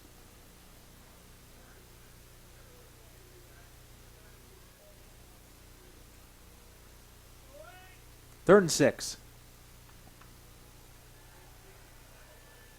Skolton dumps it to the right side, and it is caught. First down. Austin Vegan's making another catch. And now go straight back to the run. Dayton Petro on the tackle for the Warriors. 13-yard gain on that play. First down and 10, Grand Valley. Ball spotted at the Warrior 48-yard line. So another first down for Brandon Valley, plus side of the field once again. Johnson up to 33 carries now, nearing 200 yards rushing. And he'll get another good chunk of it here.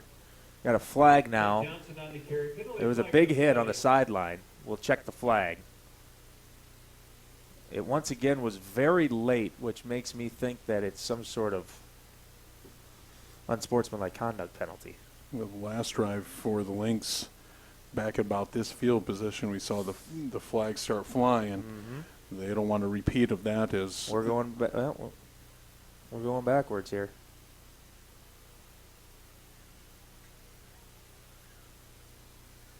Well, we had the penalty bug in our last home game, and now in this second half, it looks like it's come back in full force. So we will see what they have to say. Well, we're not going to be able to hear it because the microphone's going to cut halfway out, but we can try. Dead ball, personal foul. Number 71, And it's going to be just a personal foul penalty, which which is a 15-yarder. So that's going to put them back the same repeat of that last series. Right now, I believe it's 5 penalties for around right around 64 yards for the Lynx. and a run up the middle on second down. Johnson on the carry. The down does count. And it'll bring up a 3rd and 11. 8-yard gain on that last run. 3rd down. Think they throw here, or you think they just keep it on the ground? Well, we'll see. It's so hard to tell. Yeah. As you got to read what do you think the defense is going to do if they're going to blitz, which they're going to come with 5 here. 3rd and 11, they will throw. They're just going to throw it out to Steffel, and he's going to get hit at the 47-yard line, and that'll be a gain of about 3 yards. We'll see what the Lynx decide to do here. I'll tell you what they're going to do is, well, they're going to try and sprint onto the field here because they got the wind at their backs right now, so they're going to try and pin them deep. And now they're going to run, here, see if they can get it off here with 7 seconds. And they do. And it's a bad punt. Let's take a decent Lynx bounce, but not a great punt. So penalties tonight, 5 penalties for 54 yards for your Lynx. And surprising, and maybe we missed something up here, but no penalties so far for the Warriors? Yeah, that's pretty surprising when you don't win the turnover battle, or the penalty battle or the turnover battle. You're still able to, you're still down 21-0. Bill Thompson, your State Farm agent, is the person to talk to for all your personal and business insurance needs. Bill's located at 312 South Split Rock Boulevard. Give him a call, 605-582-4343. Not now, though. Like a good neighbor, State Farm is there. Give Harry Buck with Heg Realtors a call at 605-366-0221 or go to harrybuck.com for any and all of your real estate needs. Harry and the team at Heg love turning dreams into addresses. Just remember the 3 rules of real estate. Location, location, Harry Buck. Alliance Communications is the leading internet, cable, and phone provider in the Brandon Valley area. Alliance customers have 100% fiber to home, and that puts them light years ahead of most homes throughout the country. Go Lynx. And let's see. We'll run a play here. Thompson back in. 6 of 10 in this game. And they're going to definitely have to start throwing the ball here as he was hit as he threw, and it is incomplete. At First National Bank, their student checking account is perfect for those 25 and younger. It provides convenient access to tools like e-alerts and mobile banking while on the go. They are proud supporters of all things Brandon, like the new baseball complex, First National Bank Field at Aspen Park. Thanks, guys. Going to be a 2nd and 10 here as, man, that pressure was huge from number 44, Parker Reed. Well, if I'm Thompson, I'm claustrophobic in there almost every snap, knowing that you could get hit like that on every play. And he has on a majority of them. Here they come again. Thompson gets away, throws it to the left side, and it's incomplete. Damian Shunke has been awesome tonight. He has been very good. They're dialing up blitzes. They're bringing 1 to 2 extra guys, and that's creating heavy, heavy pressure. But the scoreboard is dictating what Coach Christensen will do all the time, because we know where they're going to throw the ball, and so he can dial those blitzes and not worry about the run so much. Play fake. Caught. But shy of the first down, at least for now, and they finally do tackle Carson Strom, a junior wide receiver. And that'll bring up a fourth down, and once again, Washington is content with punting. Well, they're going to bring it out, and what happens is we talked about you're one-dimensional, and one-dimensional is easy for a defense. It's truly easy to defend against a one-dimensional team, and forcing them to throw, I would say, the rest of this game. Good-looking punt. Colbeck gets his paws on this one. Heads up the middle. Heads left, got the punter to beat. Spins away, inside the 10, and he is in. Touchdown, Brandon Valley Lynx. Great punt return. He gains the confidence back from his coaching staff with that return. That's exactly right. Because that fumble put him in a bad situation, but that return put him up by 4 scores. Yep. Wonderful comeback for Joel Colbeck, who has had, by the way, on defense and stuff, he's had a very nice game, so I won't say anything about that. But making up for the fumble earlier, as Ken said. So it's 27-0. Jory's going to try to change that.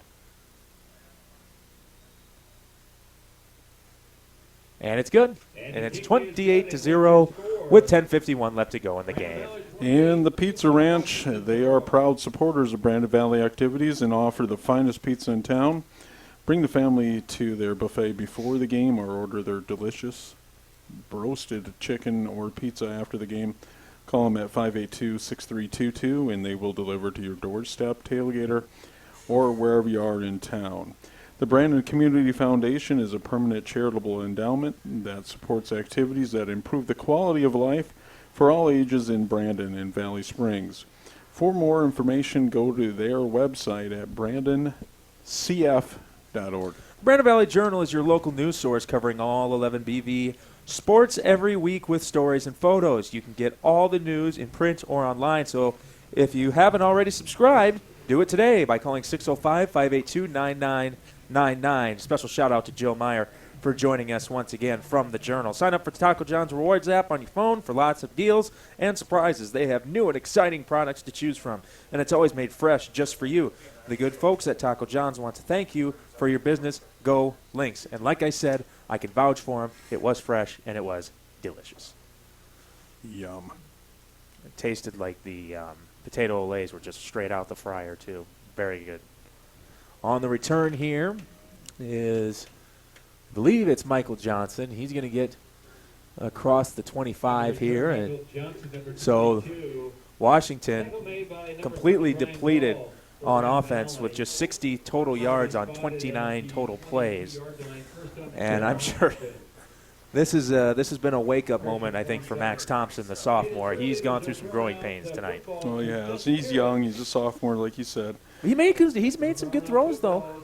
And Coach Statham on the other side of the field hasn't been part of a lot of these ball games where it's 28-0 with 10:42 to go in a ball game. Thompson on first down, going to dump it out wide, and the pass is caught by Johnson. He's going to get a first down. Nice moves from Michael Johnson. Great play design there. He's going to get out right around the 44-yard line, and that'll move the chains. Well, that's one play that's worked for them twice now. As you remember, in the first half, they gained a first down off that swing pass out to the halfback, and surprisingly, they haven't did that more.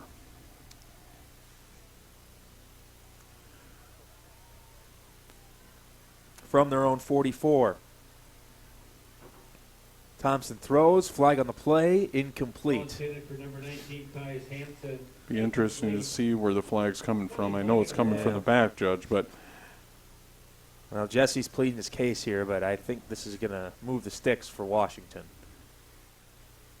Oh, now they're pointing. offensive Now pass interference. maybe they're pointing now because Jesse Steffel just pointed back at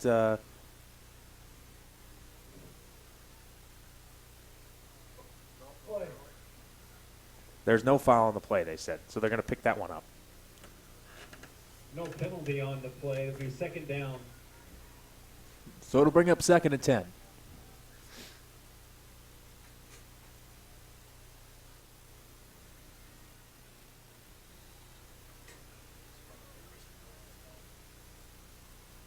So 2nd down and 10 from the 44. Washington running out of time here with 10:10 to play. Low snap. Thompson, no chance. Quarterback sack. And it is Parker Reed, and we don't have official stats sack numbers, but I think that is something like 5 or 6 on the day. Ball will be spotted at Yeah, for the defense, and Aiden Lloyd, the junior, the other defensive end from the other side, pinned him in too. And like I said, it's so easy to not have to concentrate on the run and be able to pin yours back and get after it on a pass rush when the offense is going to be one-dimensional. One thing I'm surprised that they don't do is some type of screen pass on the Lynx defense to try to get them off guard off the aggression. Thompson on 3rd down. There it is. Yep. That was a dump off, and it is Johnson. And Johnson is going to get very close to a 1st down. So they run a screen pass there. We were just talking about right before they threw it, and what that will do to a defensive line, it'll slow them down a little bit, and that's what the offensive coordinator for Washington's trying to do, is slow those defensive ends down. But that's going to come with your linebackers. Your linebackers need to be able to read the linemen trying to get downfield a little bit. And they do give him the 1st down, and it's Isaac Rodriguez, number 79, and Sam Lemke, number 70, comes into the game. Reed's bringing pressure again, and they just got to throw it away. Thompson's just running from his life at this point. He is, and surprisingly, they're still in the spread offense, and surprisingly, they're not bringing a tight end or even an extra halfback to pick up that blitz, because every time he's back there by himself, that halfback needs to sit back in that pocket and create an extra blocker, because that offensive line is just not getting it done. On 2nd down, here is Johnson. He's going to get back maybe to the line of scrimmage. Johnson on the carry, number 22. We can't even tell you how good this front has been for the Lynx tonight. They have just been relentless. Well, and the coaching staff's been relentless too. Coach Christensen's brought a lot of heat. That's why you've seen number 33 in the backfield so much, and Shunky, the middle linebackers, because he's bringing him a lot. There's a high percentage that he's coming on a lot of downs. Now a total of 4 sacks tonight for this Lynx defense. On 3rd down, Thompson's going deep, and it's incomplete, intended for Josh Piper. So we'll see. They're gonna wave the white flag again. They're gonna punt. Well, I think they can kind of read the writing on the wall in this one. it's cold. I mean, I'm making an excuse. It's cold. Not too often that we got our window basically entirely closed, but we do. And unfortunately, Joe Colbeck's probably been their best offense, the Warriors' best offense. Yeah, no doubt. Oh, he just about. These footballs, though, as he makes the fair catch, they are hard as rocks when it is cold. And I got 2 players up here nodding their head. I mean, not only are they extremely hard when the temperature is normal, they got a PSI they have to get to. And when you even get into 40-degree weather, those things turn into rocks. Okay. Now you go to your offensive line and you tell them to finish the game. Yeah, just basically. Finish this clock. 1st down handoff. Tate Johnson still in there. Johnson on the carry. Gain of a couple on that one. Jackson Butler on the tackle. Looked like it was Butler on the tackle. Haven't called his name yet tonight for the Warriors, 6-foot senior at linebacker. Boy, Tommy's got the best job because he gets to warm up every single time he runs to the sideline after every play, and he can get nice and loosened up and warm. nice and warm, running back to the huddle. They're going to hand it off again, and it's Tate again, and he gets the edge, cuts back, and that should be enough for a first down, and it is. They're already moving the sticks. He's going, Coach, when are you going to give me a break? I don't know how many rushes he has now, 39 or 40. Got to be close. He's still in there, too. Coach, it's 6:50 to go. We're up Come on. 4 scores. You want me to hit 50 carries tonight? Okay. Yeah. All right. First down and 10 for the Lynx. Now at the 32.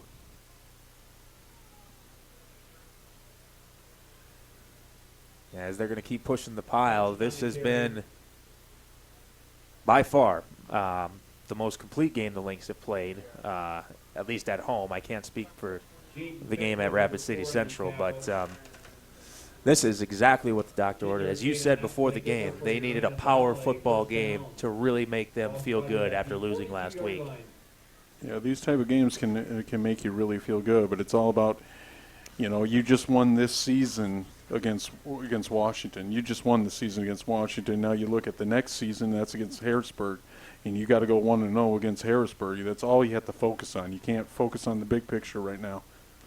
On first down, it's Johnson again. He gets to about the 47-yard line, tackled by Jaden Federal, and 18 carries, negative 14 net yards for Sioux Falls, Washington on the ground. For the Lynx, 46 for 241. And do you have Tate Johnson stats over there? Yeah, 38 for 207. Ooh-hoo-hoo-hoo. And he has about almost 500 yards rushing total in his last 2 home games. He's not going to get much here. Tate Johnson on the carry. He does turn it into something, gets a couple. And the next handoff that he receives will be his 40th of the game. You heard that right, 40. That's 40 with an F. And to think his longest tonight has been 41 yards. Yeah. It has been surgical, to say the least. Here's a play fake. Skolton throws it, and it's incomplete, intended for Damon Vischer, sophomore. Get an opportunity to make your first catch of the season, or at least here at home, and it's in these types of conditions. That's well, don't stop the clock. no. Okay. Tell me they couldn't have got 4 yards. I won't say anything No, anymore. you're okay. It's fun to rip sometimes. Well, I want to get you. To that wedding reception we're talking about. Yeah, it's going to be fun. It's a fumble. We're going to now. It's a muff. And, oh, nope, they're going to say he was down. Oh, you can't advance it. Okay. I don't, well, they're saying he was down right there. But, yeah, that should be fun, Ken. But, yeah, it's going to be Lynx ball at the 19. I'm not exactly sure. Maybe the rule is that you can't advance a muff punt. We're going to say that's the rule. Yeah. Because it makes sense. Yeah, it does. Right now. It does. By the way, the Brandon Valley Area Chamber of Commerce is a proud sponsor of Lynx TV. A strong local business community is vital for the positive growth of the BV area. Remember, when you shop in Brandon, you support all things local. Go Lynx. And the Brandon Valley Athletic Boosters Club are hardworking, dedicated supporters of all Brandon Valley athletic programs. So if you are not part of the Booster Club, I am disappointed in you. First down at the 19. And there's number 40 for Tate Johnson. And with that, the Sioux Valley Energy is the electric supplier for much of the Brandon Valley area and strong supporter of our community, including Lynx TV. They offer great service at reasonable rates. Go Lynx. Thanks, sponsors. Yep, thank you very much.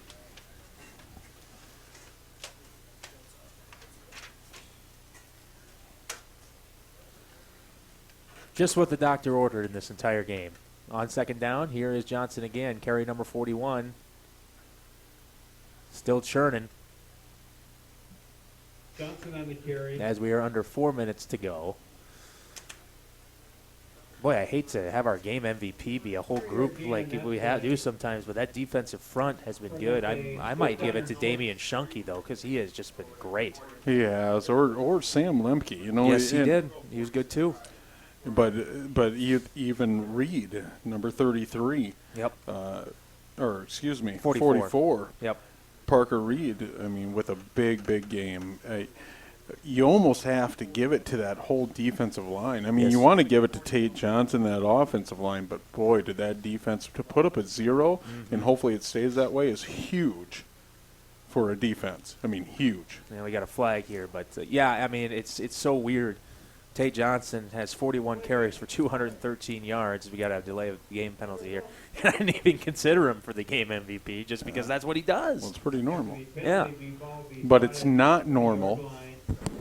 And I'm not saying this for the Lynx. I'm talking about in football in general, to put up a 0 for a defense. Yeah. Nothing gets me fired up more as a football fan than when my team pitches a shutout. That is awesome. And it hasn't happened often as a Vikings fan, I'll tell you that. 2017, the handoff goes to Johnson. They beat Green Bay 16-0 in Lambeau. But other than that, I don't think I was even alive since their last shutout. So that meant something to me. And it's going to mean a lot to this defense coming in if they're able to hold on to this. And hopefully they do. And we're going to come on for a field goal here. Work on, the game's a little out of hand, so Yep. work on the special teams here, work on the field goal unit, and it may play a part later in the season in the playoffs. You just don't know. It's always good to get work. Wind's blowing right in Jory's face, it appears, from the flag. And this one is going to be short from 33. And the kick is no good. And with your score, Well, we were just talking about how hard the footballs are to catch. I mean, I can't imagine how hard they are to kick. I think that I think his foot might need an ice bath after tonight. 'Cause that's got to be tough on the old feet. at the 20-yard line. First down and 10 Do for kickers both at this Washington. level wear different shoes? No. No? Well, maybe. I don't know. Who cares? Does anybody even care about that question? Jeez. That was a stupid question. Good. No, way to go, Ken. Yeah, I prompted you to do that. Yes, you did. Ugh. Glad you admitted it. Pass to the right side is caught, and that was an excellent catch by Luke Burns. Well, I don't want to jinx this defense because we've been just touting them on that big 0. It's going to be close. Under 2 minutes to go here from Brandon Valley, and what has been an excellent game for the Lynx. Here comes pressure, going deep, and it is knocked away. Great defensive play by Max Johnson, getting his first minutes of the night here. Got some other Lynx in here that generally are not in the starting lineup, as number 30, Ryan Dahl, has just checked out. Number 24, Ethan McManus is in.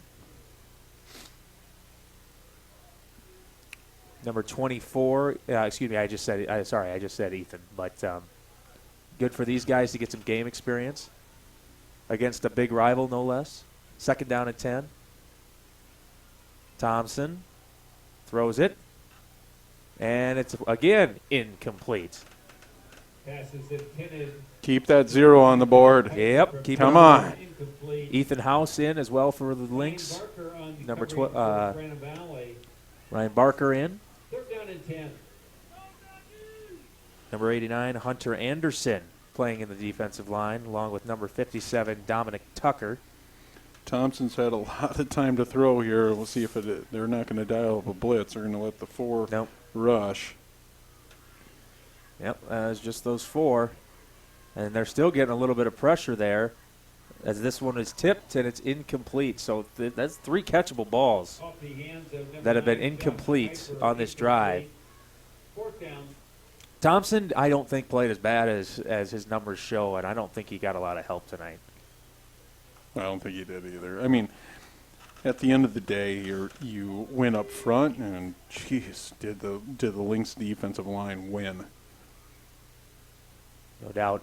Lake Trevere also in. Number 20, he's in at safety. 4th and 10. Shutout on the line here. Thompson's going to run. He's going to get the first down and slide down. And there we got a flag. Oh, come on. Carry number 17, Max Thompson. Tried to jump over him, didn't he? That's going to be a late hit. And I hope you're happy with yourself, Ken.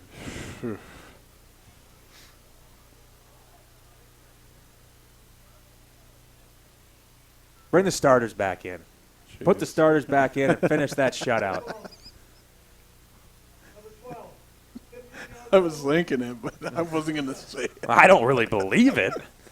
I'm going to let you guys know. There's 2 players in here right now doing stats who think that I'm a complete idiot. Because what they don't know is that half the things that come out of my mouth I either A, don't mean, or A, don't know what I'm talking about.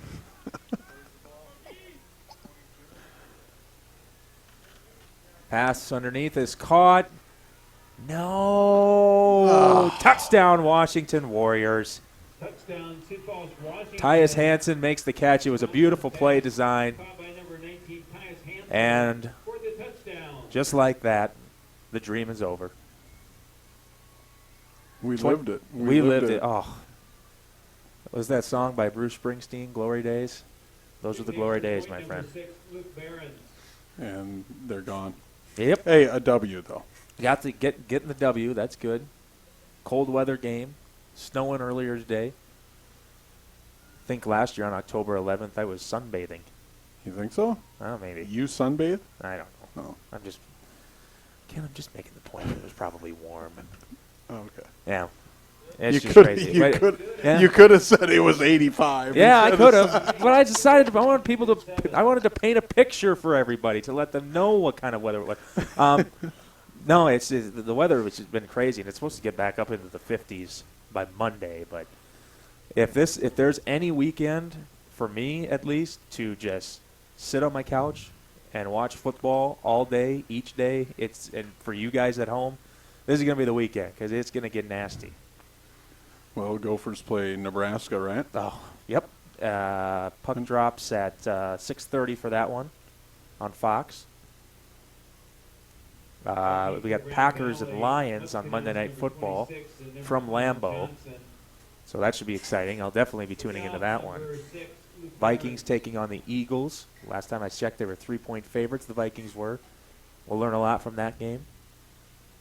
SDSU, do they play this weekend? They do. They're on the road in Ohio. I forget the team. But they're on the road. Yep. Ohio, so it's a non-conference? No, it's conference. No, it's all conference. conference. That's what I figured. I just Ohio. can't Who's in Ohio from the Missouri Valley Conference? Uh, Somebody text me, please.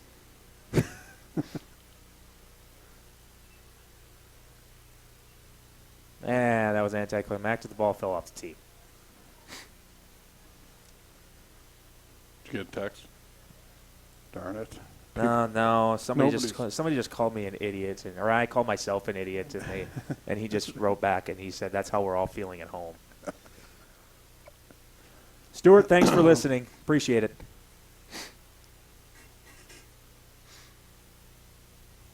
He knows I have a fragile ego too. I don't know why. You think they're going to try to onside it here? No, Oh, okay. I mean maybe. Okay. No. No. No. Much Canals lets this one go. That is a touchback ball. And we will probably just get a Youngstown State. So thanks to Dylan on Facebook Messenger. Is Bo Pelini still there? He is. Cool. Nebraska could use him. That's the last time they had a Yeah. winning record. Yeah. Yeah. I remember in college sitting in the Union area watching Wisconsin beat 6 different kinds of dog manure out of Nebraska in the Big Ten championship. I don't know if you remember that game. I think it's one time the score was like 63-21. I mean, just killed them. Aiden Swift And I'm a Gophers fan, so I very much enjoyed it. made by number Well, the 4, Gophers are Jake probably Esco. they have a good chance of winning the West. Yes, they do. They got Maryland and Rutgers after this. One is at home. Wisconsin, they got Yep. Iowa. I mean, they got some hard games, but Yeah. 13 Carson Exel. it's looking up for them on that easy schedule that they got. On second down now, 2nd and 11. Here is the handoff up the middle. By the way, Carson Askdahl is in, the sophomore. And the handoff on that play was, I believe, Connor Peschel. And that is how our game is going to end. So the Lynx get back on their feet after a tough loss, and they win it 28-7 over the Warriors. What a Great game game, overall. what a recovery. And what a Absolutely. recovery from last week to this week. Opponent, Sioux Falls School last week, Sioux Falls School this week. Big game next week. I believe Harrisburg, or did Lincoln win or did Harrisburg win? I'm not sure. I'm assuming Lincoln won. Harrisburg lost, so Yep. Lincoln won. So Harrisburg is going to want to get back on track. That's next week. All right, folks, your game ball goes to what? The entire offensive, the entire defensive line. Good. Mine too, and it's been great. We are back. No, they're at Harrisburg next week. Am I correct? The Lynx are at Harrisburg. I believe they and are then at we're Harrisburg. Back, and then we're back home. So we'll see you in 2 weeks. Have a great weekend, and we are off. The Lynx are 5-2 after this big victory over Washington. Have a good night.